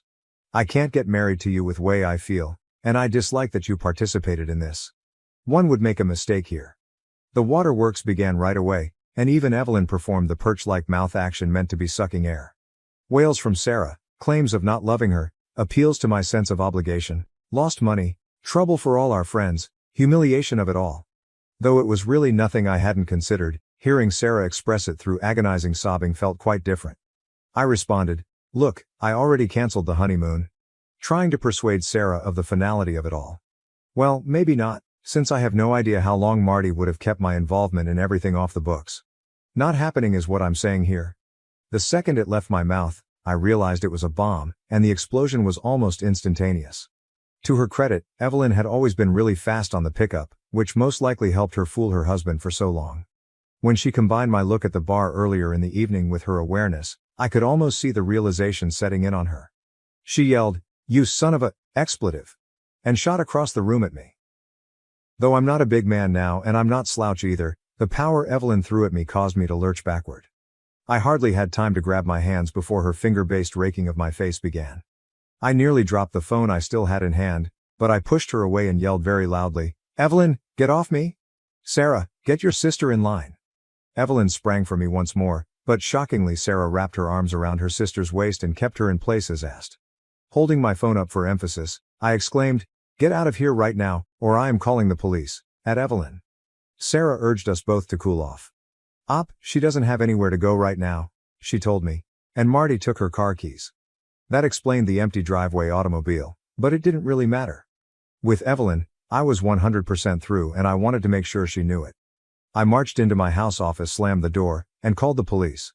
I said I had locked myself in my office, had been attacked by the sister of my fiancé, and that I was bleeding from my face. My vision was fuzzy and Evelyn had scraped me really nicely around the inside of my left eye. I was afraid for my life. I even informed them I had on my phone the whole fight captured. Sarah knocked on the door just as I was wrapping out my call through. Kindly leave. We have to discuss this. Kindly, I love you. Please, do not do this. We have no need of doing this. Even Evelyn wants to apologize. She feels guilty. Though Sarah was clearly losing her expletive, I'm rather confident last one was a lie.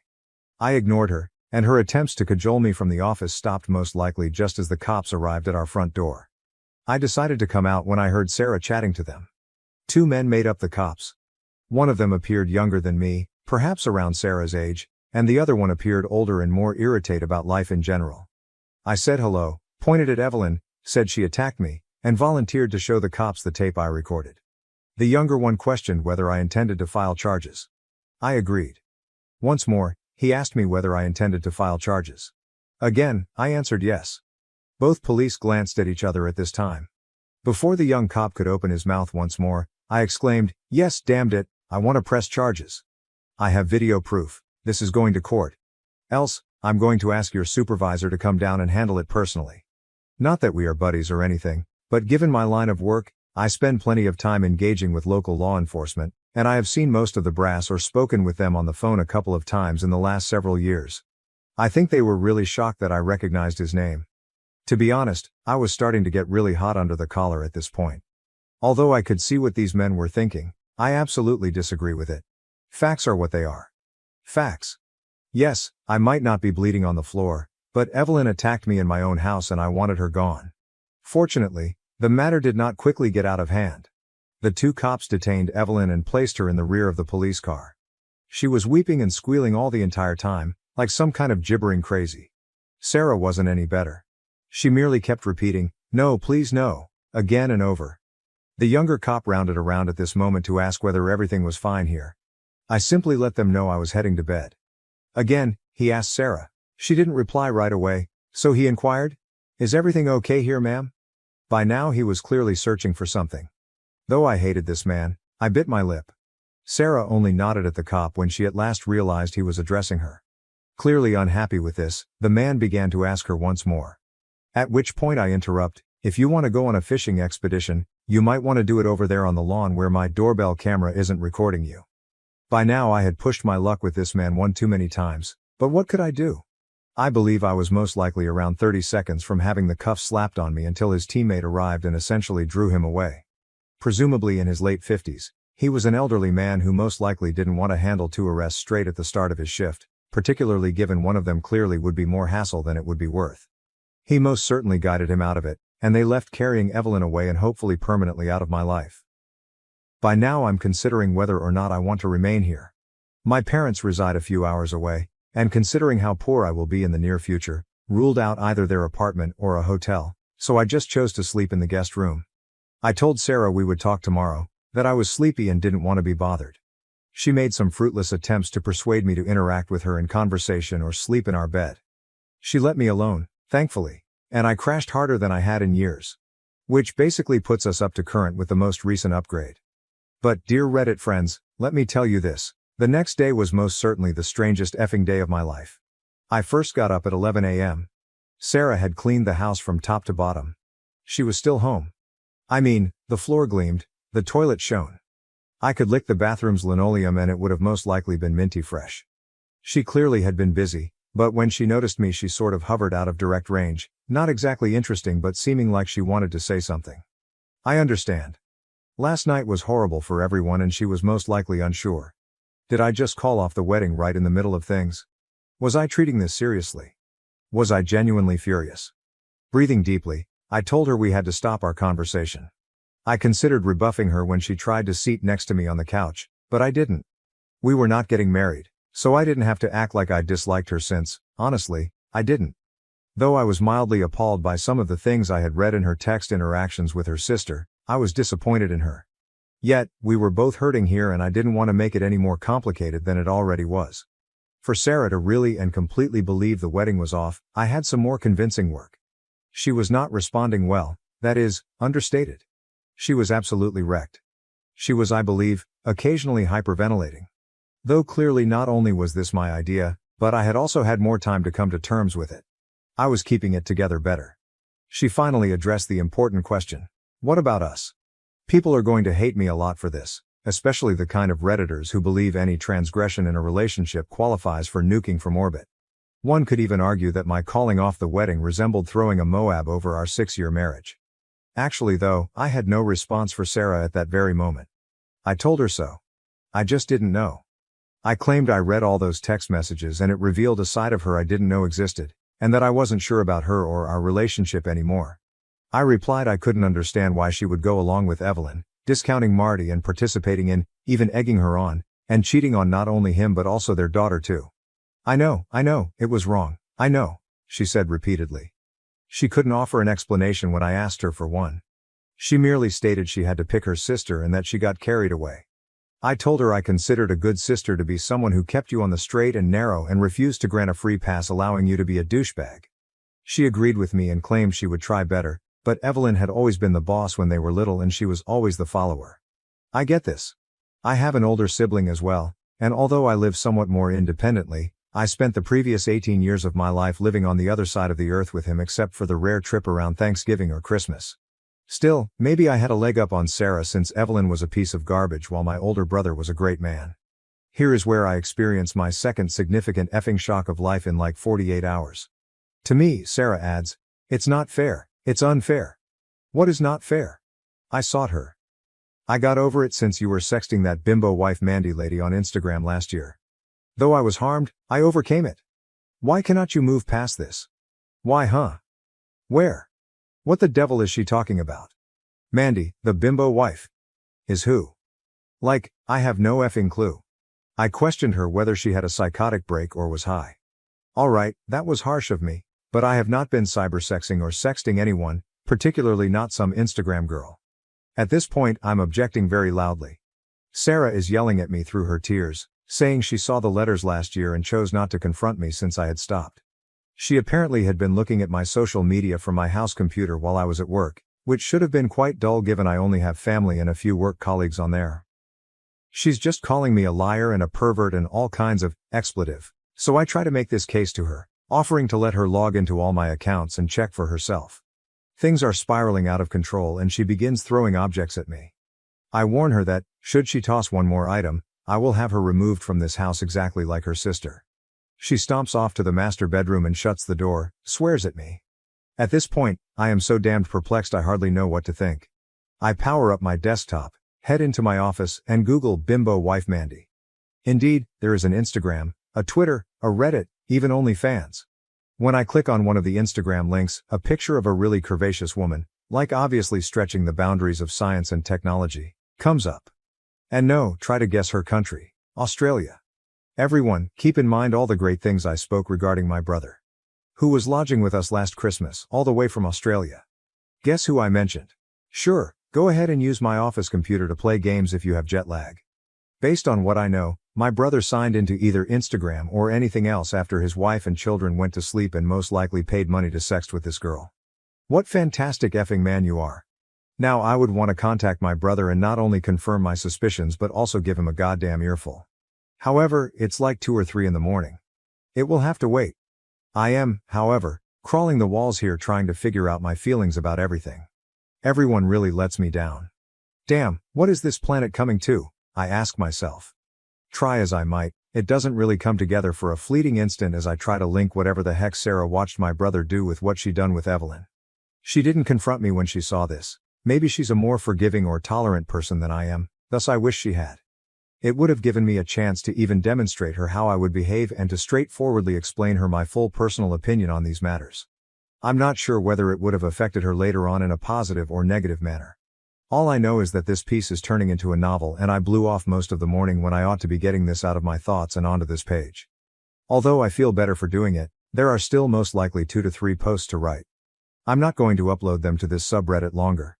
I'm not sure they would let me. But, I will try to gently update my profile in the next day or 2 with the rest of the blowout, talking to my brother, talking to my parents and Sarah's parents, and last, where Sarah and I stand. One thing I can say though is that for a variety of reasons most of my direct family ties tend to be somewhat strained. Although my parents are mostly encouraging, as the reality of the financial loss sets in, their support is waning. Indeed, the marriage is still off. From the beginning, that was rather almost guaranteed. Sarah's parents seem a little more agitated. I'm sure they are inserting pins and voodoo dolls made right now in my likeness. For those curious, Evelyn is out of jail. She got Sarah to bail her out, and I even slammed on Sarah for that, labeling her sister's underling, which I believe really resonated with her as she sent me a 20-page letter about how her sister always dominated her over her whole life. Having read it twice, I wish we had discussed this almost anywhere throughout the past 6 years. Perhaps things would be different. Not clear. Anyway, Reddit, if anyone is still interested, expect a last chapter of this tale in a day or 2 and maybe a follow-up when the former wedding date passes. This update has taken more time to arrive at than I had first planned. Many things have kept me somewhat busy over the past few days. It wasn't until today, when I had some free time following lunch, that I could sit down and get this out. I'll aim to get through as much as I can. But before that, let me mention a few things in response to last post comments. I shall attempt to be succinct. First of all, aside from what I know, Marty is still divorcing her. I know not much else about what is happening with his divorce. Clearly, nothing including paperwork exists, but the purpose is evident. Apart from that, I'm not particularly in a position to be supporting any kind of course of action Marty should follow, provide him legal counsel, or help him in doing anything to the other man or tracking out the other man's wife, etc. Growing-ass dude Marty can do with the circumstances whatever he wants. As his friend, my role is only to assist him and provide guidance should he so seek. Second, this is not some kind of guerrilla marketing for an OnlyFans female. If it was, I should have posted it on the initial post, which was seen by nearly 3 million people in first page of Reddit. Given that this post became somewhat famous on Reddit, it's not really surprising that bimbo wife Mandy, another Redditor, happened to be following the narrative and spotted her name. It might have easily been any other of the hundreds and hundreds of girls using Reddit to share their photos. And briefly speaking of Mandy, I have in fact chatted with her. She looks personally really friendly, and she was really extremely helpful in verifying stuff for me. But guys, Mandy is married, clearly quite happily, for almost 2 decades. There are no romance plans here going forward. And honestly, genuinely, her husband must be cool with it. Nevertheless, she is far too much for a simple insurance guy like me to handle. With that all out of the way therefore, on to the update. Last time I wrote, I concluded it believing my brother had chatted with Mandy using my office computer, but it was too late for me to get in touch with him. Among those guys are individuals who, once presented with a challenge, have to be actively working on solutions. This is fantastic for my line of work, but in circumstances like this all I was doing was driving myself crazy. I thus made the decision to inhale deeply, wait till later and go on with what I had to accomplish, leaving everything aside. First thing first was trying to get every person from my side who I had invited to the wedding notified of its cancellation. As you may remember, I had previously told my parents and had them call my relatives on the day I made up my mind. Only Sarah and I know the full guest list, thus I had to do the rest alone. Respect for my friends drove me to choose to call rather than text, but this might have been a bad choice since every phone call usually led to a very long justification of why I was postponing the wedding. Though I could have offered some other explanation, I wanted people to know that I wasn't being lazy or perhaps having cold feet, something inane. Not just for my personal reputation, but also in order to honor the people who had pledged to demonstrate support for Sarah and me that day. This meant it was now dawn time in Australia since I just managed to get in with everyone late in the evening. Though I knew what I had to do, I wanted to be sure my ducks were all in line, so I paused in the kitchen to make a sandwich. Sarah wasn't home, I noted. When she departed and settled down to eat and consider what to do about my brother's predicament, I had no idea. For simplicity here, let's name my brother Carl. Carl and I have always been really close even though he is 13 years older than me. In my life, he was this kind of quasi-parental agent as he was already well on his way to become an adult by the time I could have long-term memory. He was always kind with his time, played with his younger brother when other teenagers would most likely have avoided such an activity like the plague, and generally seemed to me growing up to be rather mature and wise. Simply said, I really respected him. I was still getting used to the concept that he had been sexting a female not his wife in my house, and I had to make decisions. Talking to him about it was clear-cut, but at this point I didn't know if I cared about having him confess only to clear my name considering how shoddy my relationship with Sarah was. Anything may be saved though? For minimum propriety at least, I had to holler at him about this and persuade him to stop. I wasn't sure though, if I should tell my sister-in-law about it or not rat him out. Everything rested on what he said me and whether or not I trusted him. After eating, I got onto Facebook and video phoned Carl. Carl is nearly always available during the day and now works largely from home as a remote office worker since his expertise is IT. And today was exactly the same. It hardly rang more than once or twice before his response. We greeted one another, exchanged some niceties, and then I just sort of jumped into it and asked him whether he had been using my computer to sex chat with ladies on the internet when he was visiting me. Carl's expression froze, and he bent over the camera's out-of-frame view, clearly closing his office door. Definitely yes, I did. Ask me why? He asked me. Under my breath, I swore and told Carl Sarah had believed his flirting was me since he used my computer. I told him I wasn't glad to pay the hit for him, and I questioned him straightforwardly whether Karen knew about this or not. He hesitated for a few seconds, stammered over his words, then looked a little ashamed and answered, "No, Karen didn't know. He would want it kept that way." He continued by saying that, mostly in the bedroom department, their relationship had been very difficult since their youngest was born 4 years earlier. Carl had always been a quite reserved guy, particularly in terms of personal details. At least he had always been that way when he was chatting to his much younger baby brother. But this time he merely let it all fall out. Things had been horrible. Karen was always exhausted no matter what he did or how much he helped around the house. He had been bored of being turned down. Eventually, this resulted on issues on his side. Some type of performance anxiety on the few times Karen would actually feel up for some bedroom fun, and things just grew worse from there. Basically, there's no amount of socks picked up, laundry folded, dishes washed, or time spent minding children that would get me laid. It was just not happening, he stated. So I started to spend time in my office at night working. He even used the finger quotes to convey this. Apparently, his working at night became a quite strong addiction to OnlyFans sites, which swiftly spiraled out of hand given the relative privacy he enjoyed at his office for legitimate work. When I asked him whether he was still doing it, he swore up and down saying he wasn't. When he said it, I thought I believed him. He seemed to be honest, but I just got this niggling sensation in the back of my mind that something was wrong. Perhaps it was because of all the dishonesty I experienced lately, but I was questioning my own brother, who has been a stand-up person to me our entire life. Being in this state truly disgusted me. The challenge I now encountered here was somewhat sophisticated. First, I would have to have my brother inform Sarah that it was him all along if I wanted my name cleared. But if he did that, then there was no assurance Sarah wouldn't angrily tell Karen. Though at the same time I didn't know if I felt comfortable perhaps throwing a nuclear on my brother's marriage over something he not only stated he stopped. Personally, I thought it would be better if Karen knew. This sort of moral gray area is what I find. Though I didn't know exactly what to do, I urged him to notify his wife about this and start marriage counseling. They had been coming for the past 6 months, he added, and while it was beneficial, receiving a prescription for some generic Viagra had truly helped him. I really took at that, carefully misting my computer screen with water. He told me they had been attempting to schedule at least a couple of times a week intimate time, and the Viagra had helped him overcome performance anxiety to the point where now they were both looking forward to time with each other after the kids went to bed. Everything was basically, "Hey, this is actually going in the right direction now, please don't screw this up for us." Not only for the benefit of Carl and Karen, but also for my 2 nieces. I truly did not want to be in this position. And if what Carl was telling me was the truth, I could be hurling a firebomb into a relationship that was beginning to heal. It was uncertain what would happen. Indeed, some people would find it disappointing, but at the moment I felt waiting and seeing was the best choice I had. After all, I was going to see him in a few weeks in person, and once I got him alone in a room and a few beers into him, I was going to most certainly find the truth of this. Still, it appeared to be the best line of action any.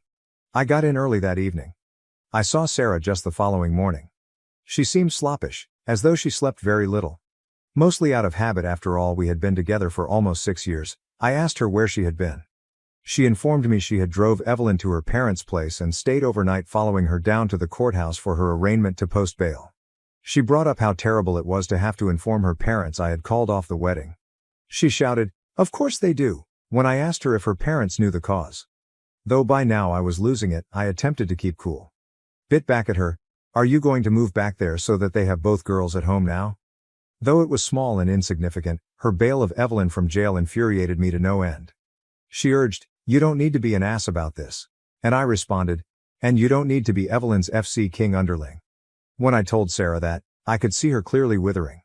Clearly it had connected with people. Her eyes began to tear at the corners, and I tempered my temper. We basically stood miles apart in our house's living room and said nothing for a good solid minute or two before Sarah decided to keep on chatting. "Our parents are coming here at 3. I really faced palmed at this. Just my own ego, I was about to leave on her without consulting her on this. After all, I did have to meet down with them and hash out the specifics of the wedding and whatever remaining deposit we had, and at least once personally explain to everyone why it wasn't happening. Good, let's do this and clear things out. I tried to keep busy, but on a Sunday there isn't much you can do but waste time. Time wasting isn't very fun when you know you're going into the meat grinder in a few hours. Still, 3 p.m. arrived, as did our parents.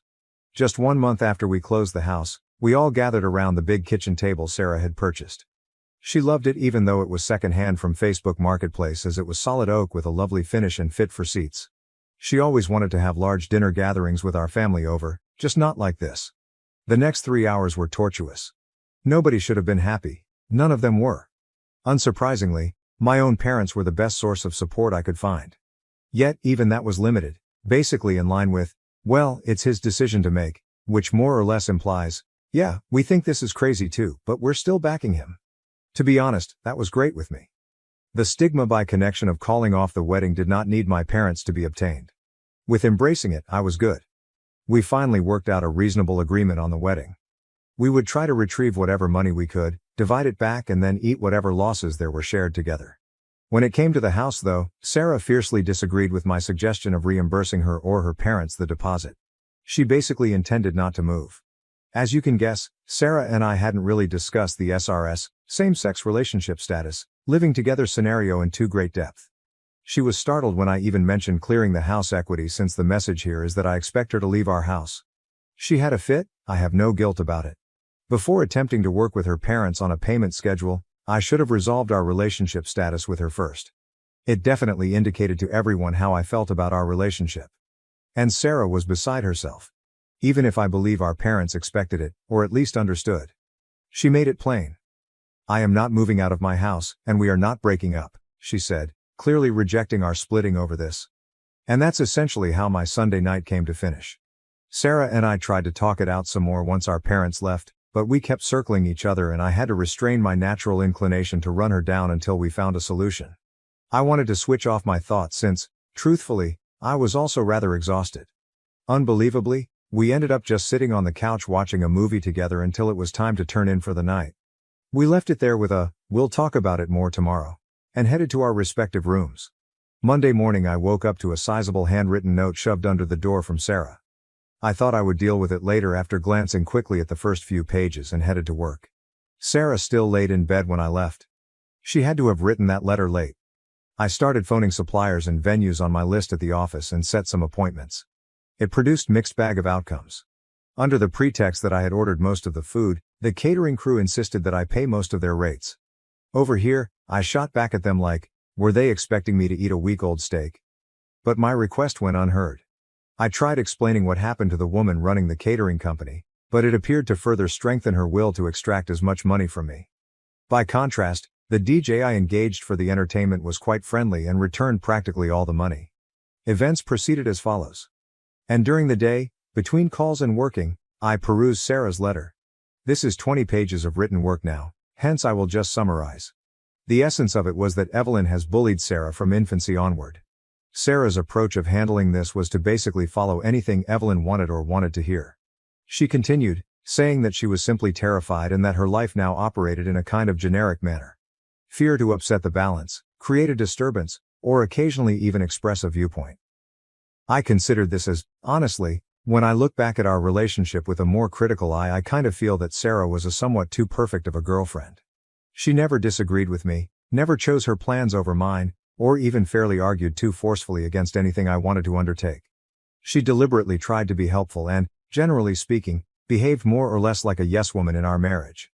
Until now, we had never even so much as had a mild debate in 6 years, let alone a full-fledged fight.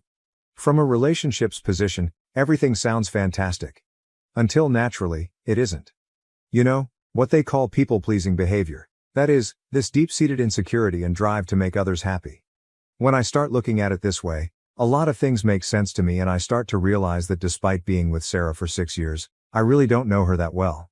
She seems to have presented this picture all around her, which is essentially a mirror reflecting whatever she believes others desire. In terms of our relationship, she has essentially been playing the ideal girlfriend but never actually letting me inside to see her personally. Hell, it's probably certainly simply another reflection, this time of Evelyn and all her warts and faults, therefore what I saw in those text conversations is not even the actual Sarah. This sounds strange, but it's as if we are in an unequal relationship whereby perhaps she loves me for who I am and how I present my ideas on my face and my heart on my sleeve. Perhaps though, I love her just for the mirror she is pointing up to my face. I'm right there as well, however I'm not sure if this sounds too metaphysical for you. I'm still attempting to grab by my fingertips this wisp of an idea. The letter Sarah sent me was the first actual insight into her upbringing that I had seen. All I know is that in the past few days, I have most likely learned more about her than I have in the past 6 years. That evening, we continued our conversation, more especially, regarding her behavior and background. Our final decision was that she requires assistance. Too afraid to offend anyone lest she face her sister's fury, her parents' censure, or the loss of love from the one she loves, she is a grown woman who is sadly trapped acting like a child. This is not how a relationship should be, so I can say that I feel far more confident and sure that my call-off of the wedding was the right one. Actually, it may not be any more accurate. After our conversation that evening, I went to bed far less tense than I had in a few days. I couldn't locate more, hence the story most likely finishes here. Thus remarked Pepe if you watch this long-ass video. My mom abandoned me, and my cruel stepdad kicked me out. Years later, they're back begging for help and I told them this. For the past 5 years, I, an 18-year-old man, have lived with my mother and stepdad. My life changed dramatically when at 10, my biological dad died in a vehicle accident. For my mom as much as for me, it was a trying period. For a few years, we battled both financially and emotionally until my mom met Mark when I was 12. They spent a year dating before getting married when I was 13. Mark clearly didn't like me right from the start. He always saw me as a burden and a continual reminder of my mother's previous relationship. That day they were wedded to me. I noticed Mark staring coldly, calculatedly while everyone was celebrating. Though I dismissed it as simply wedding day nerves, it made me shudder. Growing up, I made every effort to fit in with Mark. Along with maintaining my grades and helping him with yard work or watching football, activities he liked, I worked around the house. Still, it never was sufficient whatever I did. He would always find means to denigrate me or make me unwelcome. Mark would criticize me for not being his actual son or for simply squandering room in his house. If it were up to me, you would be out on the street where you belong, he would say, or, you're lucky your mother loves you because no one else would put up with a useless kid like you. Though they hurt, I tried not to let them define me. When she saw these exchanges, my mother would try to referee, but she usually sided with Mark to diffuse conflict.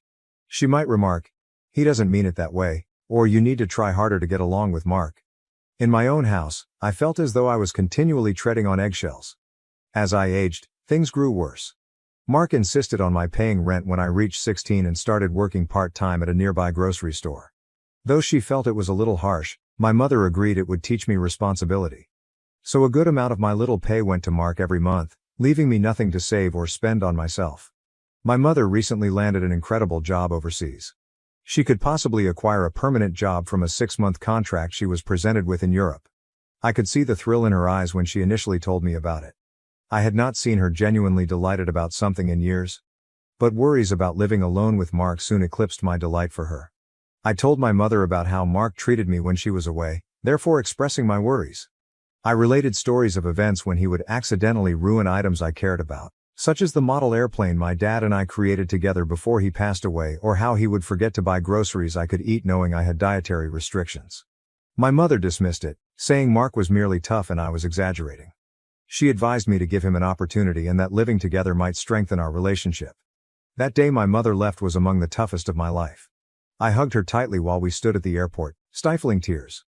Though I wanted her to stay, to not be left with Mark alone, I couldn't bring myself to slow her down. Mark laid his hand on my shoulder as she passed the security checkpoint.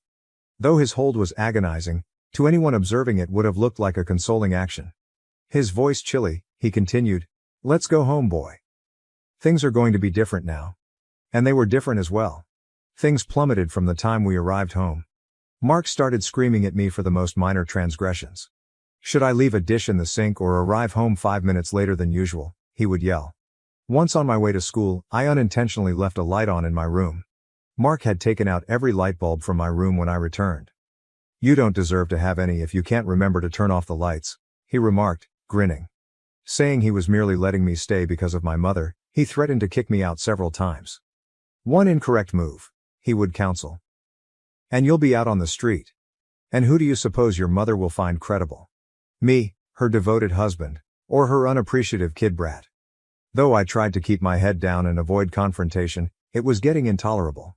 My mental health was failing and I couldn't concentrate on my academics. I was depressed and concerned all the time as my grades began to slide. Several times I called my mother to let her know what was occurring, but she always appeared preoccupied and advised me to sort it out with Mark. Her voice sounded stressed about her new employment, and I didn't want to aggravate her problems. About 2 months into my mother's absence, one evening things got out of control. Covering a sick colleague, I had been working late at my job. When I got home late, I contacted Mark to let him know. But when I got there he was waiting for me, enraged. He accused me of lying, of doing drugs or running afoul of the law. He labeled me useless and declared he was bored with having me around when I tried to explain. Driven by a flash of wrath, he seized a box containing old pictures, my dad's watch, and school keepsakes and threatened to toss them. I begged him to stop, and in the struggle the box dropped and its contents spilled over the floor. Mark topped me as I hurried to gather my things. "This ends now," he snarled. "I will throw you out myself. I want you out of my house by tomorrow." That was the final straw. I knew I couldn't stand it anymore. I packed a bag with basics and departed in the middle of the night once Mark turned in for sleep. After a few days of crashing at my best friend's house, I discovered a small room to rent using part-time job savings. I didn't notify my mother right away since I wanted to spare her from stress and compromise her employment possibility. When she returned, I reasoned I would explain everything. Mark began sending me frightening notes that he would phone the police and report me as a runaway should I not return, so I blocked his number. 1 month now, and I'm getting by on my own. It's not easy. I'm trying to keep up with school while working extra hours to pay for basic needs including rent. Though I hardly eat some days, it's still better than living under Mark's roof. Though I feel bad about leaving without telling my mother, I also feel as though I had little option. Stress and continual fear were breaking me. So Reddit, am I the moron for leaving the house of my stepfather while my mother was overseas? Should I have pushed more to make things work? Should I get in touch with my mother right now and clarify everything? I'm lost and would much benefit from any guidance. Edit. I appreciate your replies, everybody. Having perused them, I value your help. Many of you have inquired about my housing circumstances and future intentions. I came into a modest studio apartment through a buddy of a friend right now. Though I can hear every movement my neighbors make and the plumbing is erratic, it's safe and reasonably priced. To pay for things, I'm part-time instructing online and working at a nearby diner. Regarding education, I am in my senior year and set to graduate. My school counselor has been in contact with me on my circumstances and has been quite helpful in ensuring I remain on target. Others of you advised getting in touch with other relatives. Sadly, my grandma died a few years ago and my mom was an only kid. After his death, my dad's side of the family lost contact with us. Hence, for the past few years, Mark, my mother and I basically have been the only ones in touch. When my mother gets back, I'm not sure how to handle things. Though another part of me wants to tell her everything, I am afraid she won't believe me or will start to side with Mark once more. When I visit the bridge, I suppose I'll cross it. Right now my priorities are finishing school and keeping afloat. Again, thank you everyone for your wise counsel and polite comments. Update 1. After my first post 6 months ago, a lot has happened. I wanted to let everyone know about current affairs. Last week, my mother got back from a work trip overseas. Though I was anxious about meeting her, I also looked forward to at last clarifying all that had happened with Mark. Still, events did not go as I had intended. The day she returned, I got her on the line. Her voice was icy and hostile, not at all the gentle, caring tone I was accustomed to. She insisted on knowing whether it was accurate that I had fled with money taken from Mark. Startled and perplexed, my mind flew to try to figure out where this charge originated. I tried to describe what actually happened. How Mark had been verbally nasty. How he had threatened to kick me out, and how I left for my own safety and mental health. I informed her about the episode involving my box of personal items and about how Mark had made every day she was gone awful. Still, my mother would not pay attention. She insisted non-stop that Mark had shown her proof of my theft. She was evasive when I asked what proof, mentioning missing money and dubious bank activity. I assured her I had never taken anything in my life. It was all falsehoods. She appeared to have her opinion already formed, even though I reminded her of how honest I had always been with her and how hard I had worked at my part-time job to help the house. To enable us to have a face-to-face conversation, I pleaded with her to meet personally. She accepted under some coaxing, but Mark was with her when we met at a neighborhood cafe. My heart dropped the minute I saw him. Though he looked sad, I could see the triumphant gleam in his eyes. Mark presented me with a show of worry and disappointment. He concocted a story about how he had tried his best to look after me while my mom was away, but that I had grown rebellious and begun pilfering money to pay for a party life. He discussed how he had spotted strange withdrawals from their joint account and how he would have noticed cash missing from his wallet. I stumbled. Though he told it so convincingly, every word he spoke was a lie. He even claimed to have fictitious bank records and invoices proving I had been taking money. Though I'm not sure how he made them, they appeared real enough to mislead my mother. He discussed his attempts to approach me about it, but I had fled instead of dealing with the fallout. I tried furiously to explain my side of the narrative and defend myself. I described how I'd been struggling to make ends meet in my tiny apartment and how I'd been working extra shifts to help myself. I mentioned to them the evenings I would have gone to bed hungry as I cannot afford rent as well as food. I begged my mother to remember how I had always been conscientious with money. How I had never given her any cause to question me before. But Mark had obviously been working on my mother for several weeks prior to her comeback. Her belief of me as a troubled, unappreciative child who had seized advantage of her absence was shaped by his poisoning of her against me.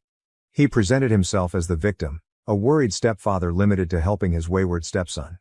Seeing the sight of disappointment and wrath in my mother's eyes was the worst of it. She said she had trusted me to behave while she was away and she couldn't believe I would treat her this way. She accused me of trying to assign blame and fabricating falsehoods about my loving stepfather when I tried to explain about Mark's behavior.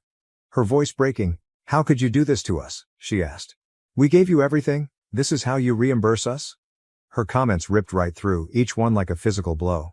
Her own son Mark seemed to me incomprehensible as she believed him over me. My mother informed me at the meeting that she wanted time to consider what to do going forward. If she didn't trust me, she stated she cannot have me back in the house. I watched Mark comfort my mother by putting his arm around her shoulders as they exited the eatery. I got queasy looking at it.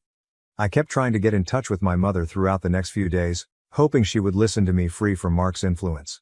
She either answered with brief icy texts instructing me to quit lying and take accountability for my behavior or ignored my calls. I was quite hungry. Hoping they may be able to talk some sense into her, I contacted a few of Mom's friends. Alas, it appeared Mark had also gotten to them. They all told me how let down they felt of me. How they couldn't believe I would have stolen from my own household. My mother finally sent me a lengthy text message stating she had decided it would be better if I stayed away from home. She claimed she needed time to get through everything and that she felt rather let down in me. She advised me not to get in touch for a little while. I felt crushed. Along with losing my house, I had lost my mother, the one I considered to be always on my side. Mark had turned her against her own son by totally controlling her. The next several weeks blurted together. Trying to forget the huge void in my life where my family used to be, I pushed myself into work and education. Often lying awake at night, I struggled to fall asleep and found myself wondering what I could have said better to make my mother believe me. I replayed the talks in my mind. My grades began to slide once more, and I ran the danger of not graduating. It took a worried teacher dragging me aside to get me out of my slide back. She questioned what was wrong when she observed my alterations. Hesitantly at first, I told her all. She thought of me surprisingly. She assisted me in contacting a social professional and a school counselor capable of offering me tools and assistance. Their assistance allowed me to get back on track with my academics and even obtain some extra financial aid to cover living expenses. I'm now figuring out my next moves. Working as hard as I can to support myself, I am still in my little flat. I have contacted a few reliable teachers at the institution who have been encouraging and guiding me through independent finishing of high school. About the future, I'm terrified, angry and wounded. My mother's treachery aches especially, and there are days when the loneliness feels unbearable. But I also want to prove Mark mistaken and show my mother the truth at last. Though I have not given up hope totally, I am not sure if our connection will ever be the same. Right now, I'm mostly planning for college and finishing off high school. Though it won't be simple, I am resolved to lead a better life for myself whether or not my family supports it. I appreciate your support of my original post everywhere. I would really appreciate any guidance on how one might go from here. How might I recover from this betrayal? When I feel so alone, how can I design a life for myself? Any advice would be appreciated. Update 2, 5 years later. My last update 5 years ago and my life has altered drastically. I wanted to let others know what had happened and obtain some viewpoint on a most recent development. After high school, I threw myself into my education and job. Though I still felt the loss of my family hard, I turned that suffering into will. Majoring in computer science, I secured a scholarship at a state institution. I balanced several part-time jobs to make ends meet. Freelancing web design, working at the university library, and even weekend pizza delivery. Though it was demanding, college also released me. Living with Mark, I felt free from the continual anxiety and terror that had dogged me for the first time in years. To help me through the pain of my past, I began visiting a therapist and befriended people who grew to be like family. After graduating with honors, I found work directly out of college at a bright tech startup. Though I worked long hours and under great pressure, the work was challenging and I loved that challenge. Being appreciated for my work ethic and abilities felt fantastic, something I hadn't lately experienced. I have ascended in the company during the last 3 years. Originally a junior developer, the higher-ups were drawn to my commitment and creative ideas. Within a year, I was elevated to team lead. Lately, I was assigned lead developer for our primary offering. Our startup recently attracted a sizable investment, which sent us into the major tech industry ranks. Along with stock options that might be quite valuable should the business keep expanding, this brought a sizable pay rise for me. For the first time in my life, I am comfortable as well as financially steady. Along with moving into a decent apartment and even beginning to save money for the future, I bought my first car. I never spoke with Mark or my mother during this period. Particularly during holidays and events like my college graduation and career promotions, it was difficult. There were evenings when I would lie awake wondering whether my mother ever considered me, whether she ever regretted choosing Mark above me. But I concentrated on starting a new life for me and assembling a selected family including mentors and close friends. Out of the blue last week, I got a call from an unidentified number. My response caused a hush, then I heard a voice I hadn't heard 5 years ago. Mom was it. Her voice sounded worn out and desperate, nothing like the confident, loving mother I knew from my early years. She informed me Mark and she were having money problems. Mark apparently had some poor investments, and their property was about to go under foreclosure. Mark has been unemployed for the past year since his company he worked for filed for bankruptcy. They were drowning in debt after devouring their savings. My mother said she was sorry for all that had transpired years ago. Her voice broke as she said she had come to see Mark had controlled her over time. She admitted she had been carrying guilt for years and she regretted not trusting me. She asked whether we might get together to try to heal our relationship and to go over things. I froze. I had dreamed of this for years, my mother recognizing the truth and reaching out to re-establish contact. Now that it was occurring though, I experienced a rush of emotions, optimism, resentment, grief, and residual betrayal. After a protracted silence, I decided to see her at a cafe, the same one where we had our confrontation 5 years earlier. It startled me to find Mark and my mother there when I got there. With her grayed hair and worried lined face, my mother seemed older and exhausted. Mark's shoulders dropped and his eyes downcast suggested he had lost the cocky air he formerly possessed. More specifically, they said they were months behind on their mortgage payments and that the bank threatened to seize their residence. When his company closed, Mark lost his career. Even now, he has struggled to find consistent employment. Teacher pay for my mother was insufficient to pay living expenses and debt. I observed as they spoke the dynamic between them had altered. Often breaking off or correcting Mark, my mother looked more forceful. Mark, on the other hand, seemed subdued, a far cry from the dominant man I recalled. The true reason they reached out was to ask whether I might provide them loans to enable them to get back on their feet. Having heard through mutual friends about my achievements in the tech sector, they thought I would be in a position to be of use. Sitting there, I listened to their appeal and experienced a range of feelings. Part of me felt vindicated. Years ago Mark had lied and exploited the circumstances, and at last they were owning this. Another side of me, though, was resentment at their only outreach when they required something from me. Mom grabbed my hand in hers across the table. Tears in her eyes. "I know we don't deserve your help," she added. "We are desperate even though what we did to you was awful. We have nowhere else to turn." Mark joined in, his voice missing the assurance it had previously possessed. "I know you have every cause to hate me," he continued. "I treated you cruelly. I let everything be poisoned by my insecurity and jealousy. Though I am really sorry for what I did, I am not asking for pardon." Their apologies set off past hurts and memories. I considered the lonely evenings in my small apartment, battling poverty. I recalled the sense of betrayal when my own mother decided to accept a falsehood instead of her son's reality. I told them I needed time to consider it once they had finished speaking and inhaled deeply. I promised nothing when I left the cafe. Their begging gaze trailed after me.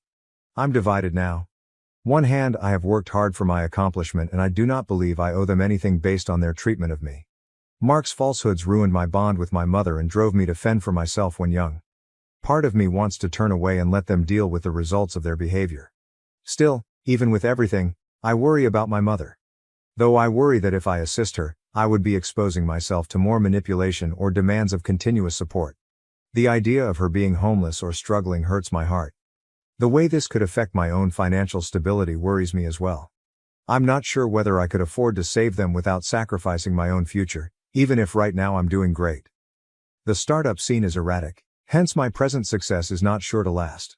One more issue is forgiveness. Can I really get beyond what transpired? After such a great betrayal, is it possible to repair a relationship with my mother? And then regarding Mark. Can I ever trust him or have him back in my life even as he apologies? Unable to decide, I have been debating these questions for the past week. I discussed it with my closest friends and even mentioned it in a session with my therapist. Though everyone has different ideas, finally they all say the same: it is my decision to make. Part of me is driven to be a great person and offer an olive branch of support. Perhaps this is the first step toward mending past hurts and reconstructing my relationship with my mother. Another side of me, meanwhile, is terrified of subjecting myself to the suffering I have so battled once more. So on Reddit, I find myself wondering once more: am I bad if I refuse to assist my mother and stepdad financially following all that has happened? Should I provide them another chance or guard the life I have created or myself? I could really appreciate some outside view because I find myself at a crossroads. My girlfriend of 10 years left me after getting pregnant with my younger brother. Now, 6 years later, a terrible event has unfolded. For the past 6 years, I, 32M, have been living apart from my family following a terrible tragedy that split our family. I will try to precisely convey the complete scenario. 6 years ago, I was with Rebecca, my high school sweetheart, also 32. Since we were 16, we had been together. At 26 we were getting married. Everything appeared ideal, and beginning our life together excited me. Rebecca first crossed my path in our high school biology class when we were both 16. As lab colleagues, her brilliance and sense of humor immediately appealed to me. I saved weeks' worth of money for our first date to drive her to a decent local restaurant. I knocked over my water glass in great anxiety, but Rebecca laughed and helped me to clean it. I knew then she was unique. I sought to make every moment with Rebecca unforgettable during high school. I shocked her with a scavenger hunt across town for her 17th birthday, placing hints at all our favorite sites. Her last hint brought her to our neighborhood park, where I had laid together a picnic with her favorite dishes.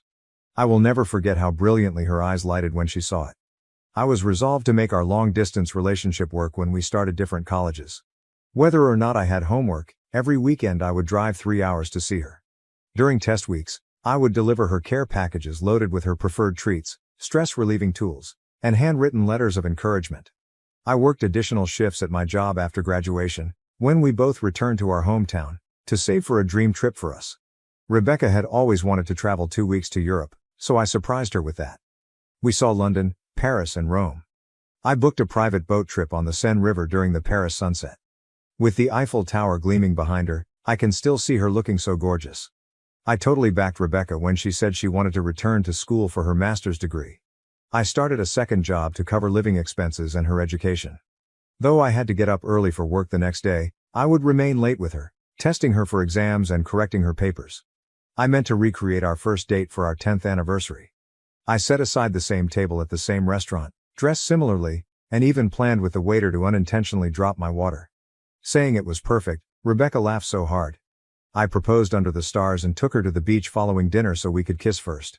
Looking back now, considering all these memories hurts. Driven by my heart and soul, I really felt we were creating a life together. Knowing how much I loved her and how quickly she seemed to toss all aside makes the treachery burn much more. Rebecca came to me with startling news a few days before our wedding. She reported she was pregnant, but the baby wasn't mine. She had long been cheating on me with William, my younger brother.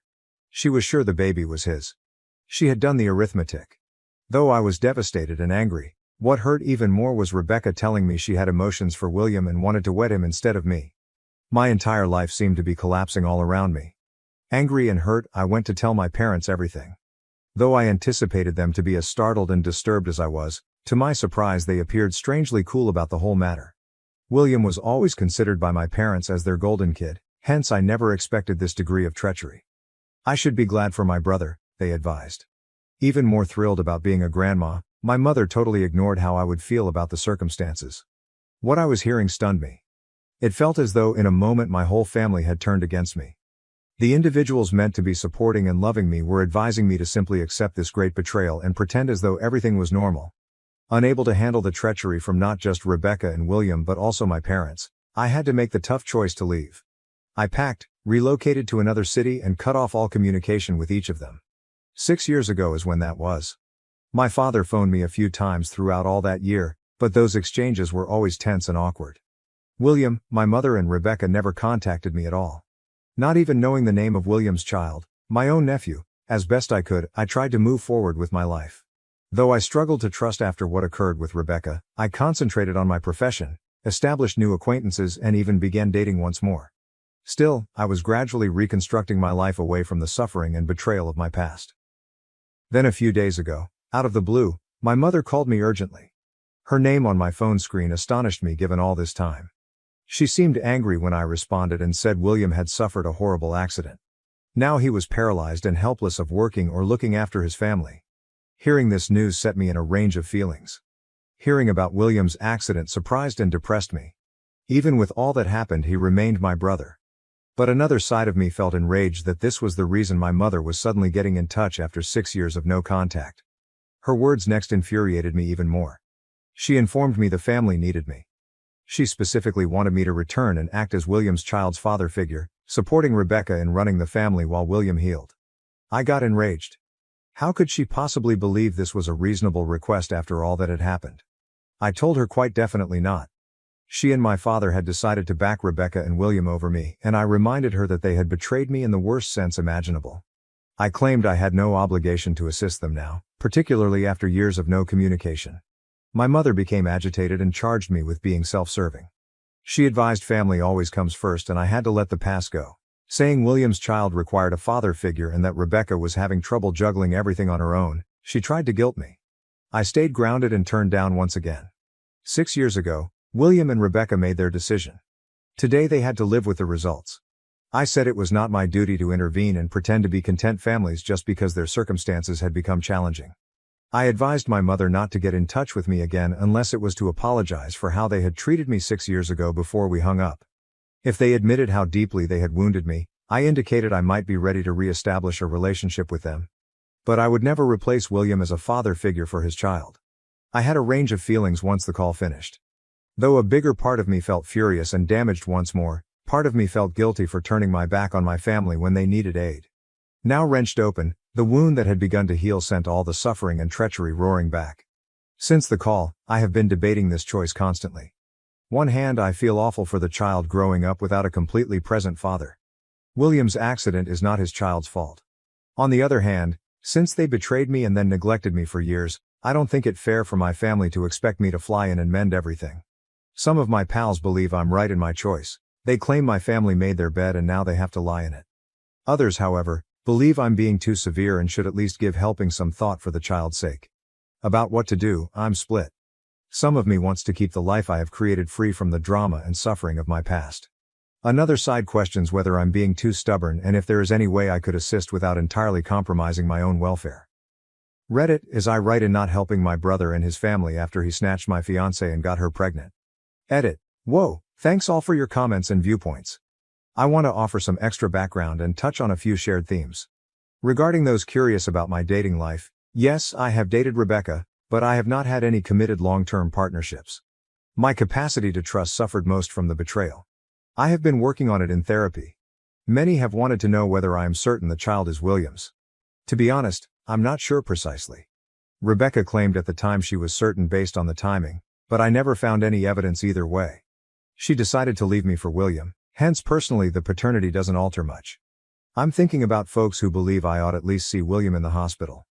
Though I'm not ready to pardon him, I would like additional information about his situation and outlook. A few remarks noted the possibilities of financial assistance apart from direct engagement. I hadn't given this any thought before, but it could be interesting. For those intrigued about my father's calls over the years, they were essentially surface-level exchanges. The relationship stayed tense since he never admitted the damage done or apologized. A few inquired about other family members. Though they reside in separate states and weren't closely involved in the matter, I have a few relatives I still contact. Though most people feel I owe them nothing, assisting might offer me peace. I will give this viewpoint considerable thought. I value it. I appreciate it all once more. Reading your remarks has helped me to consider the complicated and emotionally charged circumstances that exist here. I'll let you know should any noteworthy changes occur. Update. My last post was a couple weeks ago and a lot has happened. I wanted to let you know how things stand. My parents persisted even if my first response to aid was negative. Almost every day my mother phoned. Even my father started getting in touch more regularly. Telling me how much William and his family needed my support, they kept urging me to change my mind. I first disregarded most of their calls and texts, but after weeks of non-stop correspondence, I became tired. Though I was still enraged over all that had transpired, a tiny bit of me was fascinated about William's situation. At last, following almost 3 weeks of this, I made the decision to pay William a visit in the hospital. I reminded myself that was only to find out how severe his illness truly was, not because I was thinking of volunteering. My tummy knotted when I got to the hospital. After not seeing any of my family members personally for 6 years, I wasn't sure how I would respond. William was laying in the hospital bed as I arrived into his room. He appeared pallid and skinny, linked to several devices. To find my once active younger brother in this situation shocked me. My parents as well. With more gray hair and wrinkles, they seemed older than I had recalled. They hurried over to hug me when they found me, but I pulled back. Not yet was I ready for that degree of closeness. Then I turned to see Rebecca. Tired and concerned, she was standing beside William's bed. Our eyes locked and I started to flood in recollections. I thought back to all the times I had totally trusted her, all the future we had arranged together. I considered how she had been my confidant, best friend, the one I imagined I would spend my life with. Then I thought of how readily she had thrown all of it away. How she had betrayed me in the worst imaginable manner with my own brother. Seeing Rebecca once more after all these years caused all the suffering and resentment I had tried so hard to overcome. I had to fight the want to turn back and leave the hospital straight out. I avoided talking with Rebecca. Rather, I probed my father about William's situation. William had sustained a spinal cord injury in an automobile accident, he said. From the waist down, he was paralyzed and would require long-term rehabilitation. The doctors doubted if he would ever walk once more. My dad remarked something that surprised me as we were chatting. Soon after the child was born, he said, they conducted a paternity test to verify William's indeed fatherhood. I had no knowledge of this test, thus it seemed as a last validation of their treachery. A small child of around 5 or 6 entered the room during our conversation.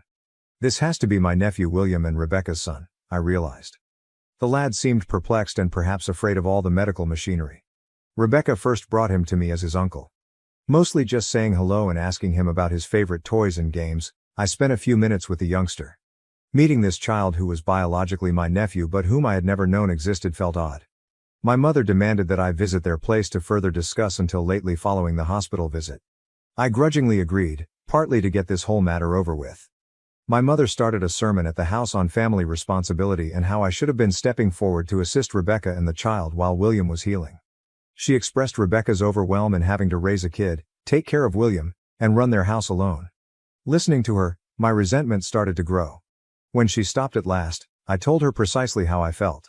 Like she usually had, she was acting selfishly and solely thinking about William. She had not once asked how I was doing or shown any interest in my life over the past 6 years, I pointed out in all her calls and during this entire chat. She seemed to have come out to me solely because she needed something from me, not because she really cared about mending our friendship.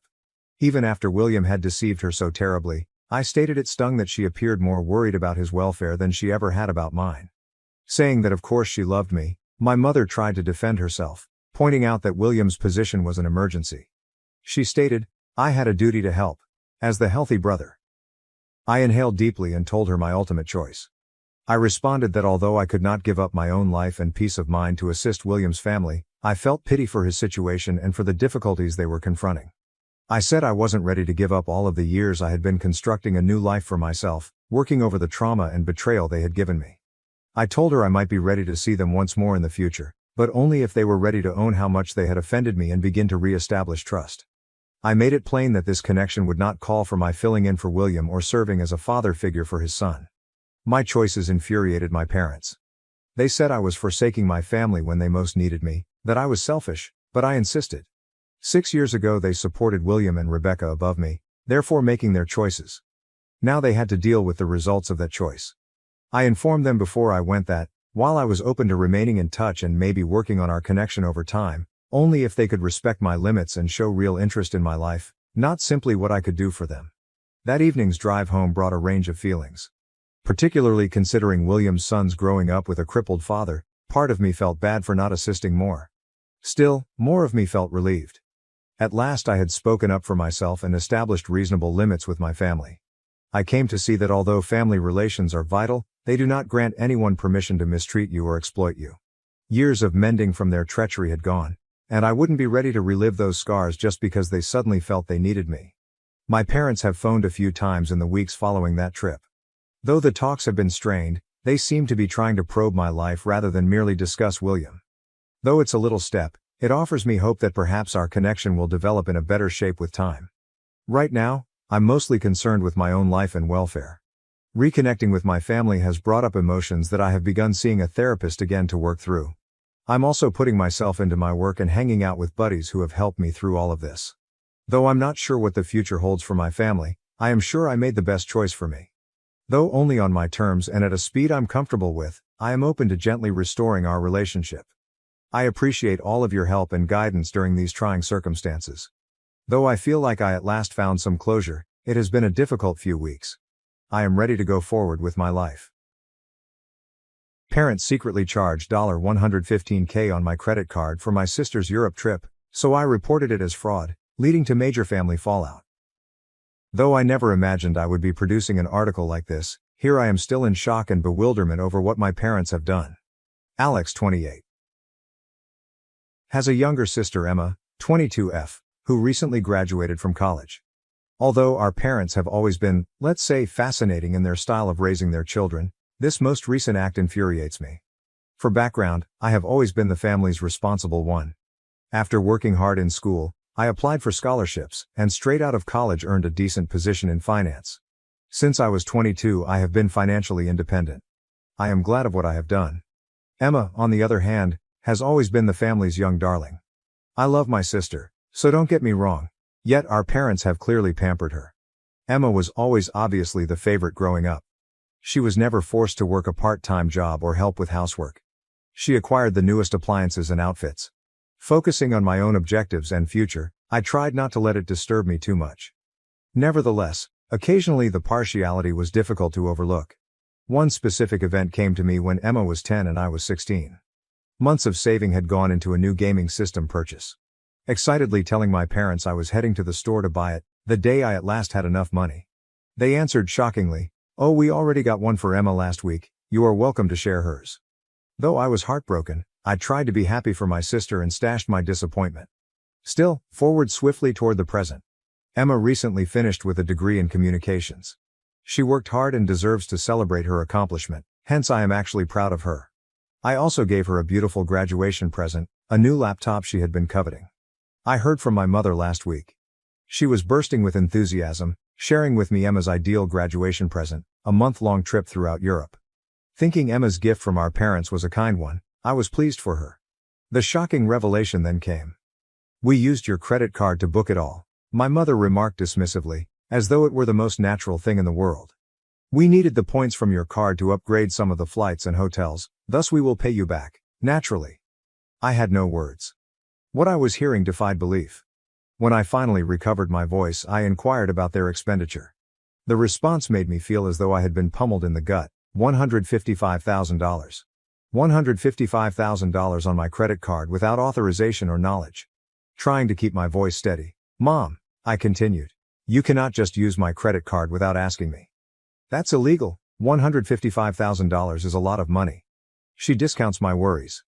"Oh, Alex, be not too theatrical. It relates to the graduation of your sister. Family looks out for one another. Beyond that, we're good for it. Eventually we will pay you back." Finally. Even then, what did that mean? And because $155,000 is just casual about when. My mother wasn't hearing it when I attempted to explain to her why this was such a big deal. The effect on my credit score, the fact that I might need the credit limit for emergencies, the pure betrayal of trust. "You have always been so selfish," she remarked, her voice going icy. "Could you simply be glad for your sister? This is her big moment. Your penny-pinching habits are trying to destroy it." What I was hearing defied belief. For complaining about an illegal $155,000 transaction on my credit card, I was seen as selfish. I hung up the call feeling a mixture of hurt, wrath, and incredulity. I tried to talk to my dad over the next few days, expecting he would be more reasonable, but he confirmed what my mother had said, that I was exaggerating? And I should encourage my sister more. Emma, for her part, appeared completely blind to the circumstances. She simply gushed about how thrilled she was about the trip and thanked me for helping her to graduate. When I tried to discuss it with her, I thought I was insane. Was I indeed the irrational one present? To contest the charges, I decided to phone the credit card company. However, to my astonishment, I found that my parents had booked everything online using my card details, which they had in case of an emergency. The credit card company said that it wasn't deemed fraud as I had provided them with my details. I now have a $115,000 debt, a maxed-out credit card, and a family who believes I'm being self-serving for not wanting to pay for my sister's expensive trip. The individuals who are meant to love and encourage me have betrayed me, hurt and angered me. What to do eludes me. Though I know that would cause great family strife, part of me wants to call off the entire vacation. Another side of me wants to simply pay it off to save the drama, but $115,000 is a lot of money and the idea of the thing truly disturbs me. Furthermore, allowing this fall could set a standard for more financial mistreatment going forward. Is my reaction too strong? Should I just swallow it and pay for my sister's vacation, or should I stick to it even if it means maybe souring ties with my family? I could really use some guidance. I feel lost. Update 1. I appreciate all of your advice and encouraging words. The sheer reaction to my post really startled me.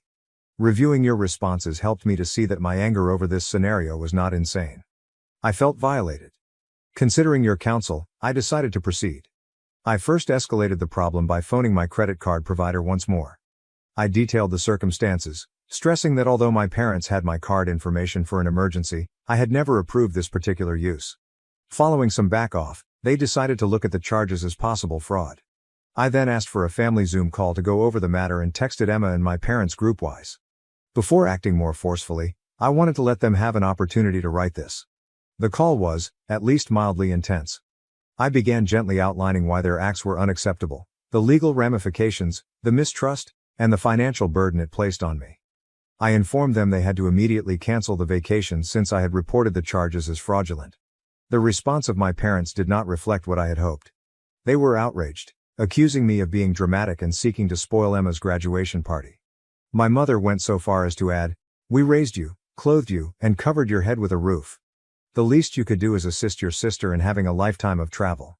I inhaled deeply and answered, "You decided to have children. Your obligation as parents was to support us. It does not mean you are free to use credit cards under my identity." Emma, who had been calm up until now, started crying. She wailed, "I can't believe you're trying to ruin my graduation gift. You have always harbors envy of me.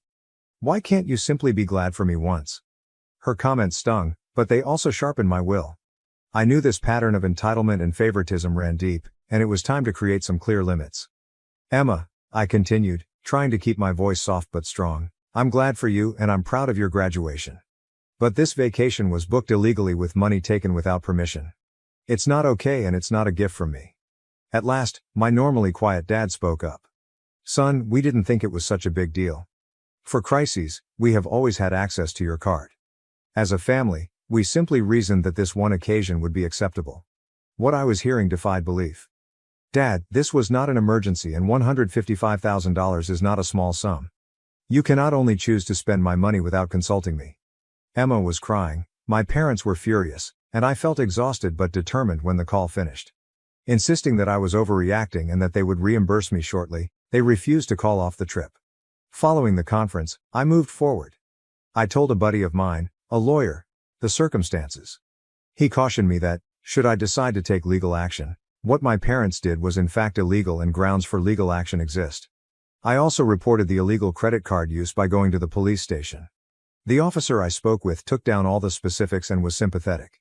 He advised me that although following charges would probably cause a significant divide in my family, I was quite within my rights to do so.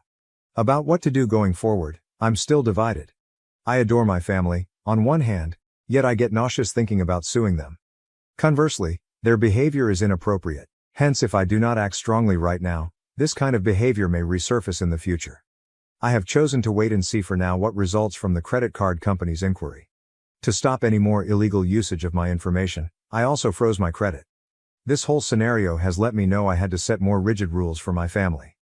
Though I've always attempted to be the peacekeeper, that is, to straighten things out and maintain everyone's happiness, I have let myself be repeatedly exploited in doing so. Though I'm hurt and outraged, I also feel an odd sort of empowerment.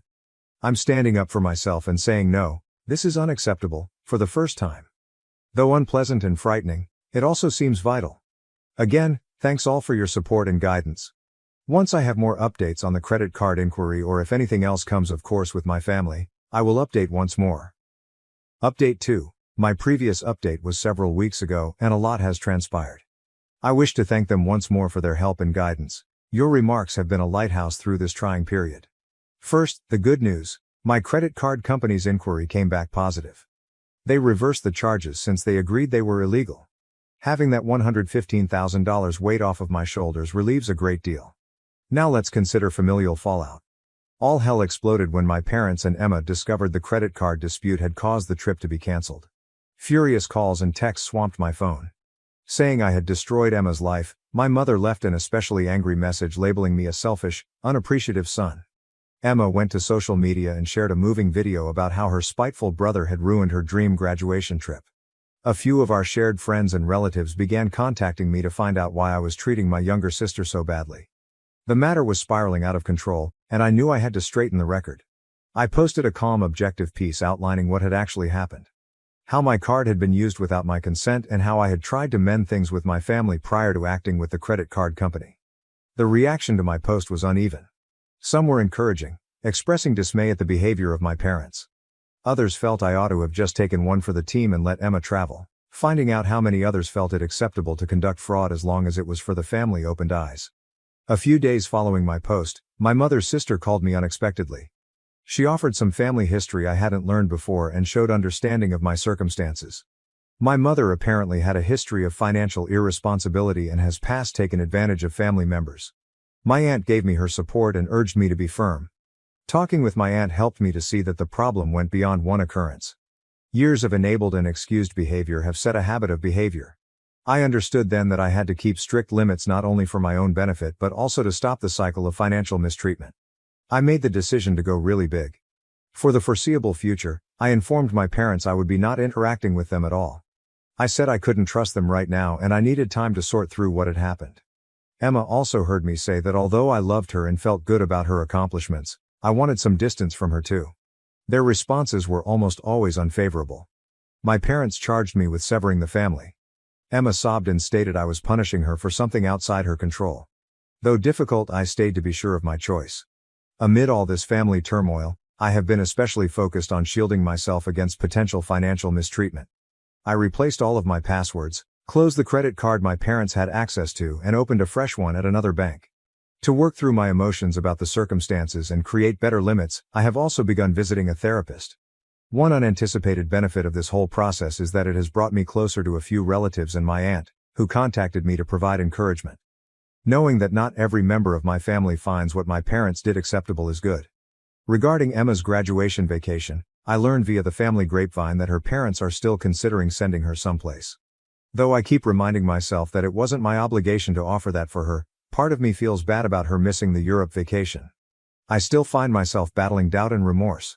Sometimes I worry whether I did the right thing or too hard, but then I remember the violation I felt when I found out what they had done, and I know I made the correct decision in speaking out for myself. Though it's a painful wake-up call, this event has also been a valuable lesson in self-respect and establishing limitations. I'm finding that love shouldn't have a price tag, and that saying no, even to family, is okay. Again, I appreciate your support. For now, I'm concentrating on mending and moving forward. I will post should there be any noteworthy changes. Update 3. My last update was almost 2 months ago, hence I wanted to let you all know some advancements. Over this trying period, your ongoing support and guidance has been priceless. Let us start with the most urgent matter, the legal one. Following much thought and legal advice, I opted against charging my parents. This wasn't a simple choice, and I know many of you suggested I file a lawsuit.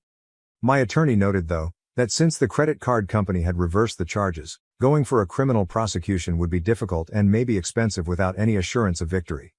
Rather, we have formally written my parents a cease and desist letter telling them that any future use of my financial data will cause instant legal action. Now, on the family matter. The no-contact period with Emma and my parents has been instructive and difficult at once. It allows me time to consider our family dynamics and concentrate on myself. Having regularly attended therapy, which has been quite beneficial in helping me to process my emotions and create better limits, about 1 month into the no-contact period, Emma sent me an uninvited email. Unlike her earlier crying claims, this email was refreshingly adult. She said she had given it much thought and came to see how mistaken our parents' behavior was. She felt bad about her first response and about not defending me. Emma said she had always known about the favoritism but had been too comfortable and afraid to question it. Though I was cautiously hopeful by Emma's email, I decided to go gently. Since then, we have had a few phone calls. From what I can see, she is actually attempting to grasp my viewpoint. She had earlier kept to herself some of her own experiences with our parents' financial carelessness. The aborted Europe trip seemed to be a wake-up call for her as well. Regarding my parents, they have been less ready to take accountability. From guilt-tripping emails to enraged voicemails, they have tried multiple times to reach me. One day, my mother even showed up at my apartment without warning, creating quite a disturbance in the corridor. Though it was tough, I stayed my ground and avoided interacting. The extended family dynamics have been conflicted. Some families have been encouraging, especially my aunt who first got in touch. She is now a great friend and ally. Others, using the "but their family" justification, nevertheless encourage me to reconcile with my parents. For my own mental peace, I have had to cut ties to some of these cousins. Positively, nonetheless, this circumstances has resulted in some unanticipated personal development. Spending the time and effort I used to manage the drama in my family has helped me to concentrate more on my own life and aspirations. I have started a new pastime, photography, and have been spending more time with pals that honor my limits. I have also made some really important financial choices. I started establishing a stronger emergency fund and have been more generous to my retirement funds. The value of financial freedom and stability has been really emphasized by this whole experience. Last week brought one especially fulfilling event. At work, I got a promotion accompanied by a significant wage raise. I might have felt obliged in the past to tell my family this news and the money gained. This time I celebrated privately with a small group of close friends, glad of my achievements free from guilt or obligation to share. Regarding Emma's graduation vacation, my aunt told me our parents ultimately sent her on a 2-week California tour. Emma apparently had fun with it. Looking ahead, I'm somewhat hopeful but yet wary. I have chosen to keep my parents under no contact for at least 3 more months. I need more time to recover and evaluate whether they can honor my limits. Emma allows me to gently restore our friendship, but I'm moving carefully and keeping clear limits. This encounter has really helped me to learn about the real meaning of family, standing up for myself, and establishing limits. Family, I've come to see, is about love, respect, and support as much as blood ties. The friends and relatives who have supported me during this struggle have shown me what actual family entails. About financial freedom, I have also gained a useful insight. Although I have always been frugal with money, this scenario has made me especially more alert.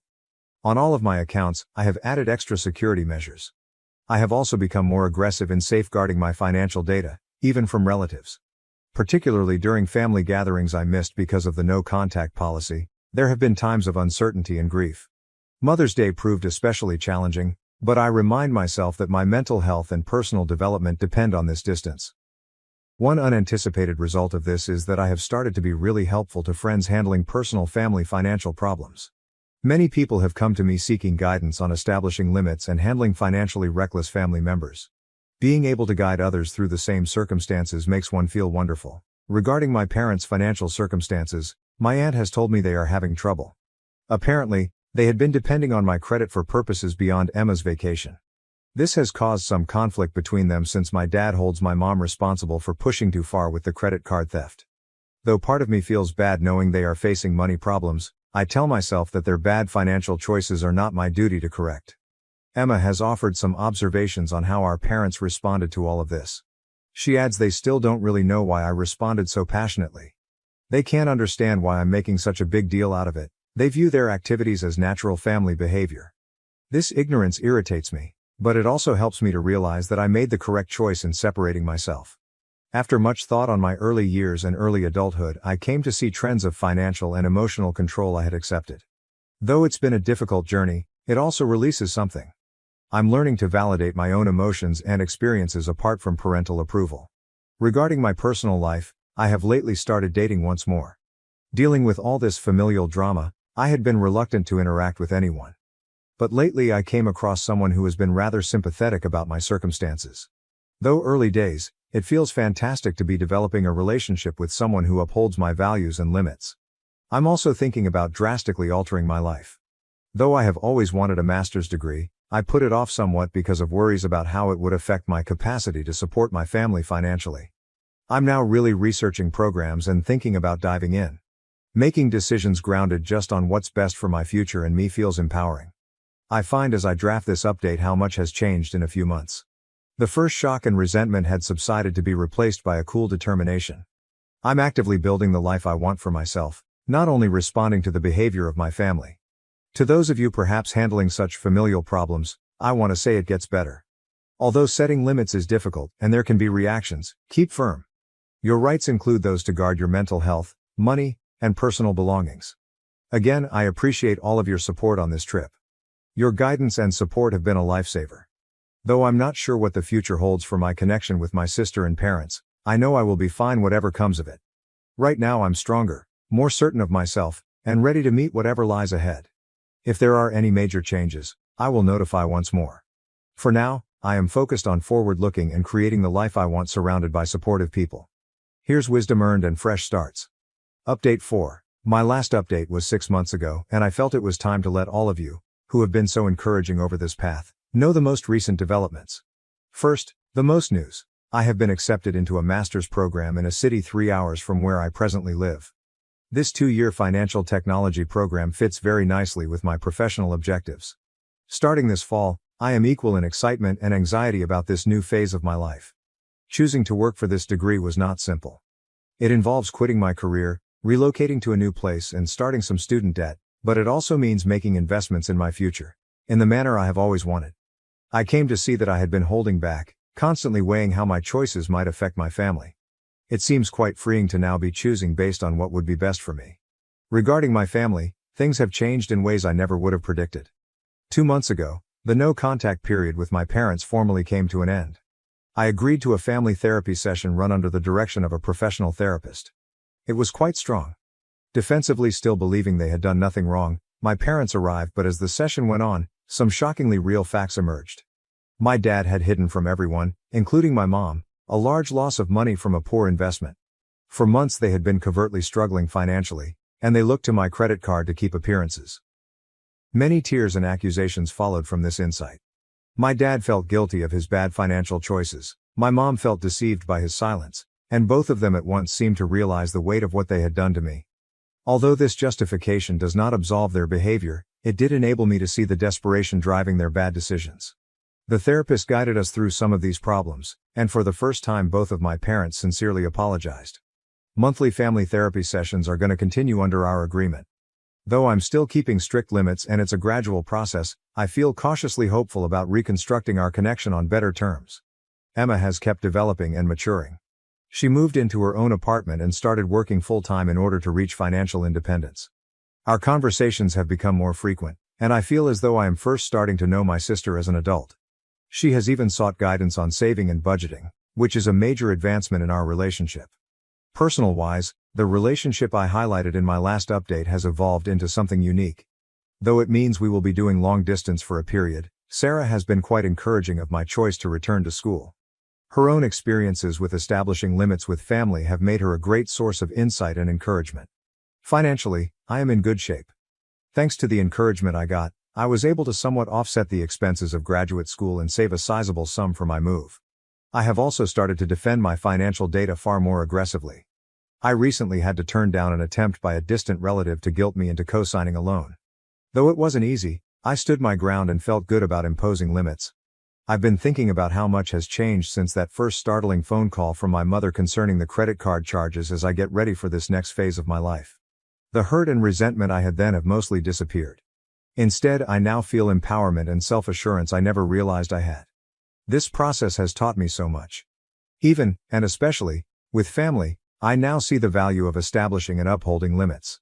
True family, whether related by blood or by choice, promotes your development and respects your boundaries. I have come to see that it is okay to give my own well-being and future top priority. Thank you to everyone who has tracked my narrative and provided encouragement and guidance along the road. During some quite trying circumstances, your words have been a lighthouse of strength and clarity. To anyone who might be experiencing similar family conflicts, know that it is possible to emerge on the other side wiser and stronger. I am excited and full of possibilities as I pack my flat and get ready for this new journey, not something I have felt in years. I'm glad of how far I have gone, and I am excited about what the future presents.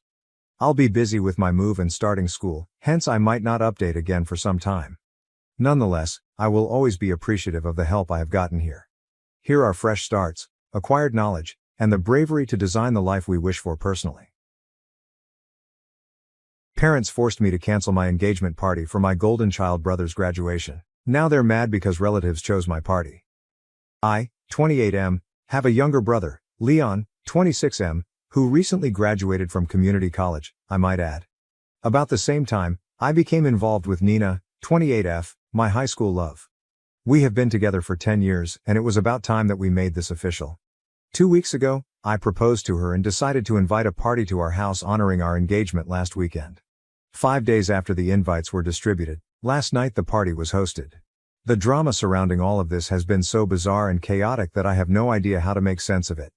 It all began when I invited my close family. My parents and brother, who contacted me and demanded that I postpone this celebration. For the life of me, I couldn't understand why they would ask me to do such a thing. When I told them I wasn't going to, they informed me they had decided to throw my brother a celebration for his graduation. Naturally, it also occurred to be the day of my engagement party. Although they hadn't yet sent the invites, the same evening I sent mine they were intending to do so. Now, they said, at least one of us had to back off and allow the other honor their significant event. We share a family, hence 2 festivities on the same day would cause a lot of strife and we wanted nothing like that. The cards are out on the table. My family is not especially close. I get along with the rest of my family, but not with my parents or Leon. This is why they were not aware of the fact that I was organizing an engagement party on the same day they were scheduled to be celebrating a graduation. On rare occasions, like when we congratulated one another upon learning of his graduation and when they learned of my engagement, we do communicate. On birthdays and holidays, we wish each other well. But that is about it. It was therefore quite clear in my mind what I intended to do when they asked me to call off my engagement celebration for their day, and I said no right away. Though I mean not to discredit Leon, I believe his graduating from community college at 26 is not as significant as my engagement to Nina, the love of my life, with whom I have been with for the past 10 years. To be honest, right now I hardly give a damn about if I'm undercutting him. I had already sent out the invitations, so I made it quite plain to my parents that I was not going to postpone my event. Since they hadn't yet sent out their invites, they might postpone their thing if they so wanted. Though my parents were not delighted about it and neither was Leon, I thought it was a really decent proposition. Given my brother has always been the golden child, it was not unexpected they were behaving this way. Every small deed he accomplished growing up had to be honored. For example, I recall having this first-time emotion when I was just 7 years old, as I knew that on my 5th birthday the celebration had been somewhat quiet. It had simply been my parents, a couple of their acquaintances, and a few of my neighborhood friends, as my parents felt I wouldn't even remember the party when I grew up. On the other hand, when my brother was 5, they went all out and actually leased a space so they could throw him a themed party. All I got when I graduated middle school was a congratulation and a pat on the back. Leon had still another celebration after he finished middle school. It was the same when I started college, graduated from high school, and later on from college. I received no more than a few words of encouragement. I had sort of figured out after middle school that they preferred Leon far more than they did me. I thus started separating myself from them as soon as I graduated from high school and went out for college. Since they were still paying for my education bills, I did not cut them off entirely. But I sort of stopped talking to them as soon as I started a job. Every time I saw them, I was polite to them. But I neglected to maintain in touch, and they neither expected me to. Neither of us objected to the circumstances. We had adjusted as we felt was suitable. Leon and I never got along either. We used to argue or dig at each other all the time growing up, and by the time we were in high school we had concluded that we would be better off not talking. To be honest, he is rather different from me, and not in the nice sort of difference. My parents treated him right from his early years, which has made him spoiled, entitled, and very bratty. Everyone who knows our family would agree, I believe, that he is not exactly the easiest person to be around. Though he was really the troublemaker in high school and nearly got expelled several times, my parents never appeared to have an issue with whatever he did. When he told them he wanted to join a firm a few of his buddies had founded with a revolutionary idea, graphic printed t-shirts for kids and teens, they said nothing at all. That's exciting. Basically, it did not go well. After it failed and he ended up squandering our parents' investment money, which he also received a free pass for, he decided he wanted to go to college. He had to stick to community college and earn a degree in business, as his grades were insufficient for it and he had taken rather a few gap years. Now my parents asked me to call off my engagement party so they could celebrate his graduation. Anybody in my place would have done the same, hence there was nothing callous about what I was doing. My parents started acting on the phone as if I was the worst person on the planet for not postponing my party. They claimed that although they had always known I was against my brother, this was simply too much. Though I wanted no drama before my engagement party, I tried to reason with them. Unfortunately, there was simply no conversation with them. I became annoyed at last and told them they were free to have their party on the same day as mine, but I was not adjusting anything to fit Leon or her. I then blocked them. Leon neither bothered to get in touch with me nor gave me an opportunity to discuss any of this. In any case, I did not hear from them for the next 4 days following our dispute. But from many of my relatives, I also learned that they had also gotten invited to Leon's graduation celebration, which fell on the same day my engagement party was taking place. They lacked direction on what to do. I refrained from saying anything for the first 2 days since I truly wanted to keep anyone from entering the conflict between my family and me. I respected that they chose this. It was their decision. I wouldn't worry if my family attended any gathering they desired. They were free to. Deep down, I would obviously be rather offended if a few people turned up for my party, but I couldn't make them do anything. 3 days ago though, I discovered that my parents were following the exact reverse strategy. My cousin informed me that since I have been nothing but terrible to them, my parents reportedly had been advising everyone not to attend my engagement party. Apparently, they had accused me of hosting my engagement party on the same day they had decided to host my brother's graduation party for deliberate intent. After they told me about it, I chose to send invites on the same day for my party and totally stunned them, even though they claimed they had been talking about this idea for a few weeks. I figured two could play this game if they were going to badmouth me, since they were trying so very hard. Luckily, I didn't have to fabricate such falsehoods to make them look awful. I basically told everyone the truth. Saying that I knew my parents had most likely been trying to badmouth me and offering folks a very distorted view of things, I messaged everyone invited to the party. On the phone call the other day, I therefore recounted what we had discussed and informed them my version of events, that which was the truth. I also mentioned that from my early years, I had to cope with the reality that Leon always got celebrated regardless of his actions, and that I had been cool with it thus far. But now it was unfair of my parents to expect me to postpone the celebration of my own accomplishments only to suit them and their golden kid. Now, if any of my family still chose to believe them over me, they were free to do so. But I would truly appreciate it if they did not bother to maintain in touch with me after that. It was a quite direct and to the point argument. Though most of my family merely texted me back to let me know they could understand where I was coming from and that they were on my side, I was somewhat worried about what the reaction to that would be. They had seen personally the kind of treatment I had gotten from my parents straight from my early years. Like a few of my cousins and some of my uncles and aunts who were on the younger side, my family members who belonged to the same generation as I were informed that they would be attending my celebration. Since most of them had RSVP'd, yes, Nina and I were really content. Last night we had an absolutely great time at the party. Surprisingly, almost everyone who had been invited turned there. And I don't even believe it presented a problem for any of them. People informed me they sensed something was wrong about what they were saying when they started getting messages from my parents and refused to believe I would do as underhanded as what they accused me of. I was glad people understood that I was not the type of person who purposefully organized a party on the same day as my brother, simply to take center stage. Furthermore, many people told me they were happy I was not caving in to my parents' expectations, as I was right about how unfairly I had been treated all my life. Therefore, not only did I get to celebrate my engagement with my friends and relatives, but also I discovered that, with regard to my parents and brother, most of my family members shared my views. The celebration was generally rather successful, and until this morning I was quite content. My parents and Leon visited me right away when I woke up, the last person I wanted to see. I told them to go away and honestly had no intention of allowing them in when they started ringing the doorbell. My dad countered that they would not be leaving anywhere until they had a conversation with me and that they were here to talk to me. I wanted to contact the cops, but Nina persuaded me to just talk to them once and wrap things up once and for all. I thus decided to let them in, and my folks started throwing charges at me as soon as they did. Since I had only woken up a few minutes earlier, I was somewhat surprised and somewhat confused. Yet I had chosen to act since they were accusing me of being rather jealous of Leon. They revealed that hardly anyone had come up for their party, and even those who had showed up left within a few minutes after some polite small talk to be able to make it to my party. They claimed to have heard the message I had conveyed to our cousins. I said that although at first I did not want to do something like that, they had pushed my hand by trying to badmouth me and lie about me.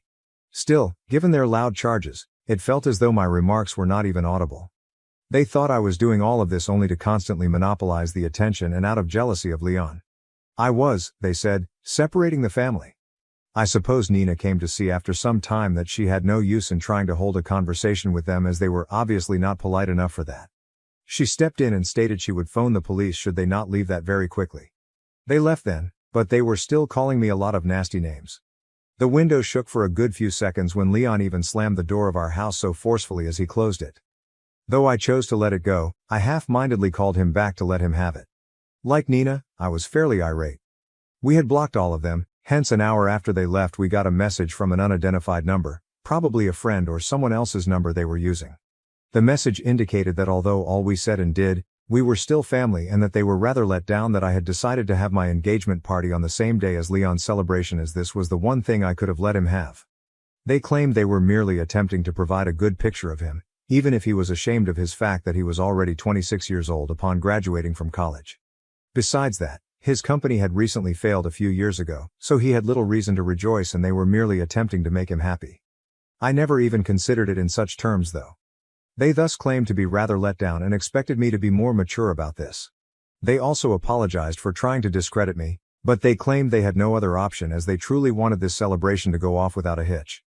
I have been truly perplexed ever since I got that letter. Though I understand this is classic manipulation on one hand, what if they are truly sorry?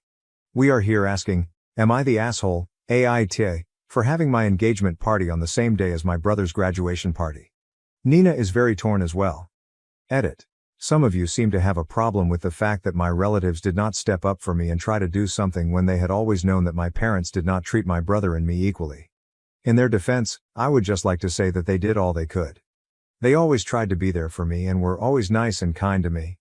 I'm pretty sure that a few of them even tried to speak to my parents to make them realize that the way they were treating me and Leon so differently was not fair to either of us. But my parents did not care, and honestly, what more could they have done? It's not like it was a crime bad enough to warrant demanding custody of me. That would have just been absurd, and I don't think anybody wanted to do that either, since they also have their lives and families to think about.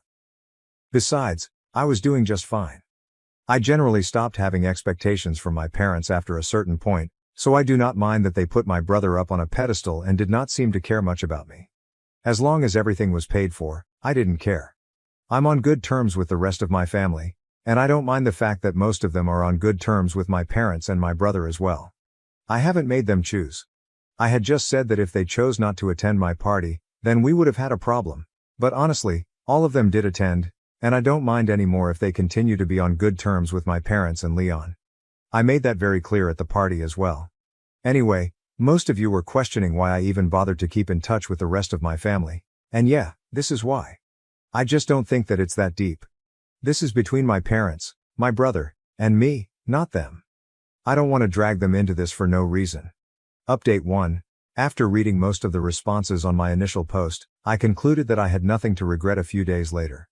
After emailing them that I did not feel like talking to them anymore and would really appreciate it if they remained away from me from now on, I kept my parents and Leon blocked as well as the number they had contacted me from earlier. I have not heard from them for the past 3 days and none of my relatives had anything to say either. Still, today was really different. My mother visited us just before Nina and I were ready to head off for work. This was only her. My dad and Leon were not with her. She is generally much more subdued than they are. I chose to invite her in since I felt that we might at last have a civilized conversation like grown-up adults rather than engage in a yelling fight. She told me once she was inside that she was here to chat to both of us, hence Nina had to join the discussion as well. We sat there and then she began by stating she truly regretted whatever occurred lately and wanted to apologize on behalf of all 3 of them. To be honest, I don't really count that as an apology since, had all 3 of them wanted to apologize, they ought to have turned up together and done so. It is not enough just to send my mother apologizing notes. Still, I said nothing about it. Then my mother continued, saying she was still really offended over one item that had happened on their most recent visit even though she realized they had screwed up. She stated she valued our 10-year relationship and thought Nina was like her own daughter, but on their last visit Nina had threatened to call the cops on my father. Now she thought they deserved an apology for that since, no matter what, this was between family and Nina wasn't family yet. Nina had been shouting in my dad's face, threatening to call the police, and had even told him he had to leave our house right then. That had been rather rude. Now, since they were willing to atone for what they had done, she expected the 2 of us to also apologize since we had also treated them disrespectfully, Nina for yelling at my parents, and me for letting it go and passively observing while my fiancé yelled at my parents. For a moment neither of us knew what to say. Then I became rather agitated by what was being said, so I informed my mother that although I valued her gesture of showing up and apologizing on behalf of my family, it was entirely pointless. Since it was just my mom, I had genuinely thought that she would at least make sense and try to right things. They still couldn't let go of their great ego though. She had just wasted half an hour of our time, and I informed her straightforwardly that we did not need a moral lecture from her. Since Nina had arrived at our house uninvited, I told her she was exactly within her rights to shout at whoever she chose. We had opened the door because we honestly thought we could have a conversation with them and clear the air, but they had shown us wrong by acting like lunatic persons and yelling in our faces as soon as the door was opened to them. More crucially, it made little difference to me whether or not they regarded Nina as family. To be honest, she was my family. Even more so than they were. Therefore, neither of us owed them any apologies, and right now I wouldn't want one from them either. Now that she had said whatever she came to say and we had listened to her out, I informed my mother we were done and she had to leave. She refused to get up though, and declared she would not tolerate this kind of behavior from me. Since I was not even interested in communicating with my family anymore, it really started to get a little annoying. I ended up telling my mother that I really did not care what type of behavior she would take from me. I had separated myself from them anyhow once I graduated from college, and now, following all that had transpired, I just wanted never to talk to them ever again. I wanted her out of my life, hence I was fine with it if she disliked this kind of behavior. She did not have to put up with me. The same went for my dad and brother. After a little argument, she informed me that they were leaving now since I had made it quite plain that I did not want them in my life, and she was going to make sure I never got to see them ever once again. I assured her I was good with it, and she departed at last. We arrived late for work by a lot, but at least this interaction will help to bring an end to all of this since, to be honest, I'm sick of my family. Every time any of them show up at my house, I just call the cops. That's it. Update 2. Hey, 3 weeks have passed since my last report. Nina and I had quite anticipated this entire thing to have blown over by now. But last night, my folks decided to pay Nina's parents a visit. As I mentioned, we have been together for 10 years. So, even our families know each other really well, and Nina's parents reside a few blocks from mine. They thus showed up at their house around 10 in the night to discuss our children and their terrible behavior. Nina's parents first didn't know what to do since they heard about our recent arguments, but they let them in finally since they wanted to be polite. Nevertheless, they began moaning about how they didn't even know where they had gone wrong with parenting me and were so unhappy that I had turned out this way, whereas Leon was the model of what a wonderful kid should be right away. They began discussing how he was still living with them since he did not want to forsake them in their old age. Yes, as if that were the real reason and not because he lacked the means to live by himself. Neither do my parents ask him to pay for any other bills or expenses, they let him live rent-free. Still, they continued for a few minutes, endlessly praising Leon and disparaging me as nothing but a disappointment. By then Nina's parents knew they were most likely a bit drunk. Then they began discussing Nina and the manner she had allegedly offended them the last time they had seen her. She had always been a shy and quiet child, thus they were rather surprised since they informed her parents they did not mean to be nasty but they had never expected Nina to behave this way with them. But she had started displaying her actual hues ever since she got the ring on her finger. Still, they seemed there because they had a scheme in mind.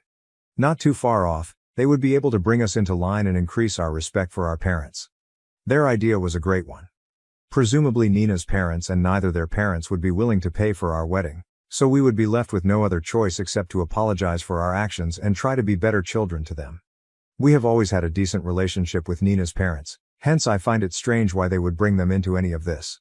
They're, the word, oh yes, normal, unlike my folks, who are as crazy as they come. After mine left, Nina's parents phoned us and updated us on what had happened. Though I really wanted to be furious with them, the whole event was so strange that we all ended up laughing over it. I'm quite happy that she and her parents did not find an issue in my parents' behavior since, otherwise I may have been in trouble and once more I would have had to apologize for my parents' activities. My prospective in-laws, however, are really laid back and informed me I had no need to worry about any of it. They did not mind as they knew that both of my parents were not right and had known them for a long period. The following time my parents came up, they would simply refuse to let them in. Still, I'm happy we could straighten that out without any problems. I simply hope they get the hint and avoid bothering Nina's parents once they don't get any reaction from her. Still, just for good measure, I'm going to unblock them and warn them not to harass anyone else in the family. Or, I will be compelled to go legal after action. Though I'm not sure what I would do, I'm rather confident they will be scared even if I simply lie about it, therefore maybe they may back off. Right now that's the strategy.